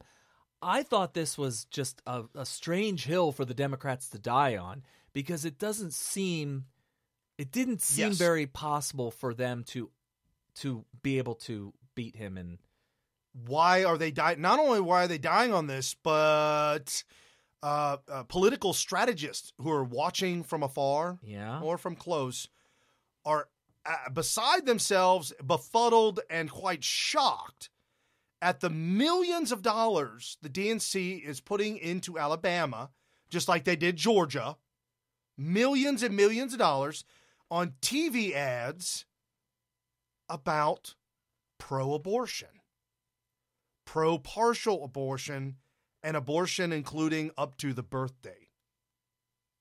Okay. The pro-abortion murderers, the pro-murderers of babies, for some reason, feel that going to Alabama is going to win it. Yeah, they're way off the mark on this one. And here's another thing that I'm really, really thankful for. I'm so thankful for. I'm so proud of humanity, Americans. You know, when I was growing up, all the way up until just a couple of years ago, if you weren't pro-choice, you were this pariah. You know, you couldn't even admit that you think that abortion should be banned. Like you couldn't do it in public. You couldn't push for it in public. And this is just anecdotal, but Carrie and I never, ever talked about abortion growing up. Matter of fact, I kind of went to the other side of town, junior high and high school, and we kind of fell apart. We didn't hang. Well, you were a little bit younger than me, but like I even stopped hanging out with your brother, who was a little bit older than me. Brian and I didn't start hanging out actually until college. Right. So for us to talk about this 20 years after the fact and look at each other and say, I was told that too. It ain't your business, Brian. You're a man. It's not your body. It's not your body, Brian. Yeah, don't tell me what to do with my body. So if he and I are both saying the same exact thing from two parts of town, and we never talked about it at any given time, it is the establishment that's teaching the children these things. Yeah, it's really weird the way we were kind of brainwashed with regards to pro-choice, pro-life debate, where it was pretty much you just left it alone, partially because if you're a man, you're not allowed to bring it up at all. No. Nowadays, it's fine. Yeah. And that's the thing that I really like about this past couple of years. It's become, there's like this movement that's probably similar to what was going on from the founding of our country all the way up until the Civil War, where there were a lot of abolitionists. Yeah. There were a lot of white free men and even free black men, former slaves or whatever, that were a part of this very small but growing abolitionist movement. It started getting bigger and bigger, and it got to the point where probably a vast majority of Americans were just totally abolitionists, but because of the fact that half the country slavery was legal and just tradition and all this, it became this thing that required an entire war to make happen to abolish slavery, which is a real shame that had to happen. But it happened, and I feel like there's momentum for abolishing abortion. There's a parallel there. Yeah, because 14th Amendment Emancipation Proclamation, all Republicans, 100% of all Republicans voted to abolish slavery, and 16 Democrats. All Republicans vote now to abolish abortion. Yeah, and the Roe v. Wade, and maybe a couple of Democrats. Here's another little piece of, and I'll have to look into this more to give you a more complete analysis of this.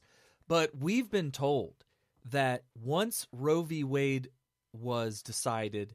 That's it. That's the end of the debate. There's nothing else to talk about. It's over. There's no turning back. There's no fixing it. There's nothing you can do from here on out, from the end of time. We will be engaging in an American Holocaust of destroying as many black babies as possible. And I use I describe it as black babies because, for the love of God, it's like a genocide. New York City, 50% in New York City, out of all the black women who get pregnant, 50% abort their baby. That's just an unbelievably horrible statistic. I mean, we say, the people are going to look back 1,000 years, maybe even 100 years from now, a couple hundred years from now. From the moment that it's abolished, which it's going to happen. It has to. For those of you that are pro-choice. To evolve. If you are pro-choice, you are on the wrong side of history. You are as wrong today as a slave owner was back in the 1840s, 50s, whatever, before it was abolished, and they were thinking, it's my right to own black people, or whatever. Right. And you just watch. One day, the day that it's abolished, and that finally humanity is safe from liberalism, from that moment on, people are going to look back at all the people that were pro-choice and be like, wow, you what? You were what? And then Democrats are going to try and flip it on Republicans again. No, we were Republican then. Yeah. And now you were Democrat. And that's what they're going to say. They're going to flip the switch. They're going to say that we were the ones that this is what the Democrats will say. The Democrats will say that we were the ones that abolished the American Holocaust. Right. And that you guys were on the other, and it flipped. It flipped. Right. Whatever. So Jones, who's running against Roy Moore in Alabama, is an absolute die-in-the-wool leftist, communist, pro-abortion, pro-immigration, pro-everything that's bad for America. And thank God, seriously, thank the good Lord above that Roy Moore is running against a true Democrat who does not hide who he is. And that it's coming out. New polls from Atlantic Research say that Jones has become stagnant in the polls, rising up to... his only hope was that they could pin child molestation on Roy Moore, and it's just not working. Right. So it's not working. So Jones is stagnant at 40%, and Moore rises to 49%. Up from 40 to 43. It was a week ago, it was 40-43. Now it's 40-49. That's what the weighted data last week. Unweighted data, 35 Jones, 53 Moore, with definite, quote, definite voters. Highly unlikely by this pollster, this Atlantic poll, they said it's highly unlikely for Jones to ever win at all. And then again, I said all the money they're dumping in. The landslide victory in politics, when they say it's a landslide, what does that mean? That means that you win by 10 points or more. 10-point margin. Kind of like Trump in Ohio. Correct. Because I think he won by, it might have been 9 points, but still, people were thinking that Ohio was in play for Hillary, and in hindsight, that just seems kind of silly. So you know what McConnell said? What's that? I'm gonna let the people of Alabama make this call. Yeah, because he knows he's... He walked away from it. Folks, why Roy Moore? Why do I bring it up? Why do I like bringing it up? Folks, Roy Moore is the one that they hate. They hate him as much as they hate Donald Trump. He's the one that tried to get the 10 Commandments to stay in the courthouse or on the court grounds or something like that. And my whole thing is, this is kind of controversial, but I think that even though the state cannot really establish a religion, because that's what the First Amendment says, that the Congress cannot establish a religion for the federal government. But I don't see a problem with a Christian judge putting a Ten Commandments monument or whatever on the court grounds, because it's an elected position, right? Right. You know, you elect somebody else if you want the Quran in a big stone Quran monument on the. Yeah, that is a little controversial. Then go ahead and elect a Muslim judge. That's fine. Whatever. And why do the liberals? Why do the baby boomers that I'm calling out? The liberals that I'm calling out, why do they hate the Ten Commandments?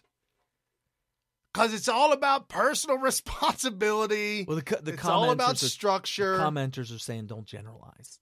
So, not all baby boomers. That's the hashtag for today. Okay. Not all baby boomers. The Democrats. Oh, okay. There we go. That are the baby boomer. The hate street. The hate street. Yeah. Heat Street? Hate Street. Okay. Anyway, my whole point is, though, is that it's all about the structure. It's all about personal responsibility. And it's what Democrats do not like to take. They don't like to take responsibility for any of their actions. I mean, seriously. When was the last time that Elizabeth Warren accepted responsibility for her action of calling herself? She needs to apologize. She needs to apologize because that is just wrong. Okay, folks, let's end this on a happy note. I've got a really good Mark Dice video on Matt Lauer. You know him. Yes. Matt Lauer in the news this week. Fired for being accused of sexual misconduct. Well, apparently the accusations and the proof the woman showed the executives at they all knew. NBC. They all knew. He denied everything before it came out. And then when it came out and she showed evidence, they said, "Oh, no, dude. You're gone. Bye-bye." Oh, wow. So this is kind of a wrap-up for the week with Mark Dice. The liberal media is having... Oh, what did you do? The liberal media is having some serious problems. ESPN, the former sports network turned social justice warrior propaganda outlet, just laid off another 150 employees, not to be confused with the earlier layoffs of 100 on-air personalities and writers earlier this year, back in April. They also lost about 1 million subscribers this year because when people tune into a sports network, they want to see sports, not hear political grandstanding, social justice warrior, liberal propaganda. BuzzFeed has also laid off 100 people, as Ad Age magazine says they're going to shift their business strategy. What are they going to do? Stop putting out clickbait? That's the only reason they get any views over there. The New York Daily News has also recently been sold to another publisher for $1. Literally, $1. They're reportedly $30 million in debt, and so instead of just giving the business away, they sold it for a nominal $1. This is the same paper that employs Sean King, Malcolm X, this white guy who believes that he's black and is fighting to expose the horrors of white people. Last year, the failing New York Times vacated 8 floors in their Manhattan headquarters. This isn't just closing a few offices. This isn't downsizing. 8 floors completely closed. And it looks like things aren't going too well for broadcast television either. NBC just fired Matt Lauer after numerous people came forward and accused him of sexual harassment and allegedly of sexting some of the interns. And it's reported that he had an electronic door lock on his door in his office that he could lock while sitting at his desk. NBC, you got some explaining to do. This is a guy who made $20 million a year. That's $50,000 a day, every single day. Right. I can't think of a business that pays better than fake news. Well, pretty much everybody in the news business has denounced Matt Lauer. Leave it to Geraldo Rivera to tweet out that he's a nice guy, highly skilled and empathetic, a real gentleman, and that news is a, quote, flirty business. A flirty business? News? Tell us what you've been doing behind the scenes of this flirty business, Geraldo. In your 92 autobiography, Exposing Myself, you said you slept with 1,000 women. Oh, those are good years. Please share with us what you did earlier in your career, Geraldo, for those in the audience who are too young to remember your trash TV early talk show host days. Sex was free. You have no HR, no human resources, no workplace rules against it, lots of money, relative youthfulness, a young staff surrounded by sycophants and enablers. You know, it's very... Okay, we get the point. Let's have Bette Midler explain what happened when she first met Geraldo Rivera, back when his career was just taking off. Geraldo and his producer came to do an interview with me in the 70s, the early 70s. And this was when he was very sort of hot. And he and his producer left the crew in the other room. They pushed me into my bathroom. They broke 2 poppers and pushed them under my nose and proceeded to grope me. And I didn't have any grope me. I did not offer myself up on the altar of Geraldo Rivera. He drugged you and sexually assaulted you. It sounds like what you're saying. So it looks like Geraldo's career is going to come to an end, in just a few minutes, if it hasn't already. Fox News says that they're troubled by his tweets about sexual harassment. But wait until they see the video of Bette Midler saying that he drugged and sexually assaulted her. Bye-bye, Geraldo. By the way, I'm going to spare you guys the virtually naked selfies that Geraldo has posted of himself on his social media accounts, which are being spread around, going viral once again, because, well, nobody needs to see that crap. Oh. Yikes. Okay. As we transition from there. Nice transition. Nice transition. So Geraldo, she didn't realize Geraldo, I did not know about that interview at all. Okay. He's got to be gone after that. Poppers. Carrie, do you know what poppers are? I've never heard of it. I've heard of a lot of different drugs. I've never heard of a slang term popper. Well, I went to Urban Dictionary, the one to go to. Oh, that's definitely the best source. Apparently in the gay male community. Really? Poppers are it's like a smelling sauce where you crack it open and but the chemicals that come out relax your body to where you become very almost like you don't pass out, you don't black out. So it's almost to the point of Bill Cosby. Yes. Okay. Yes, where you're blurred and you're dazed, but you're awake and you're so relaxed. Sounds a little. That's exactly why they do it. I see. So why would Geraldo Rivera have that? I'm actually surprised if he was talking about all that. And it's predominantly in that community. Wow. So he's going to be gone soon. And you know what? Good riddance. I'm so done with him. Yeah. I was done with him in the Al Capone's vault. Well, that was a long time ago. I was done with him when he decided to make it his career thing to lecture us about illegal immigration. Oh, yes. These are just people, and we need to let them in. And it's like, no, we don't need to let them in. No, not at all. Oh, whatever. Not at all. So, wow. Yeah, it's a little tidbit of Mark Dice. I love it to death. But then, we don't have time for this, but apparently Donald Trump made a joke about Pocahontas. Okay. That was like a week ago. Yeah, about a week ago, and I forgot about it, but I wanted to bring it up. Okay. And it kind of goes tongue-in-cheek with all this stuff. But when he was handing out medals to the World War II code talkers. Code talkers. He was handing out the medals, made a comment about Elizabeth Warren, Pocahontas. Yeah. They asked the code talkers, and they said, the fake news trying to interview him, and they said, no, we jumped out of the aircraft, and the Marines would force us to scream Geronimo. And we weren't offended by that either. How offensive. We weren't offended by that either. That's insensitive. You better say Geronimo. Let me tell you something about Marines. Since if they told you to say Geronimo and you didn't want to, well, what I'm saying is they are just so insensitive. They're just they're the least sensitive people you'll ever meet. It'll make you cry.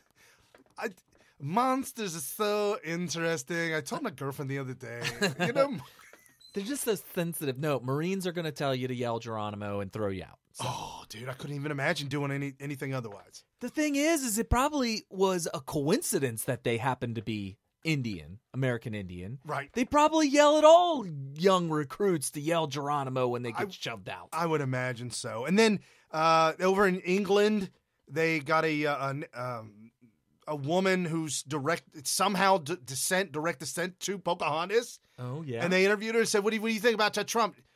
Well, I think if Pocahontas were alive today, she would be very, very proud of Donald J. Trump. So the mainstream media can't win. Can't win for losing. Can't lose for winning. All right, folks. Fast 3 hours you're going to spend anywhere in your entire life. I promise you that. Share this with your friends and your family. Everybody you know, thank you so much for watching. Go to smithradio.com, crush the Patreon button, get some shirts, get your 2018 calendars. Send them out for Christmas presents. And share us on Twitter. We are at Smith Radio, SMYTHRADIO, and Brian P. Smith, BRIAN-P SMYTH. And if you're on Periscope, I've got a short little 3-minute video clip I will play. With unfathomable power. What kind of power? Unfathomable. It's without fathom.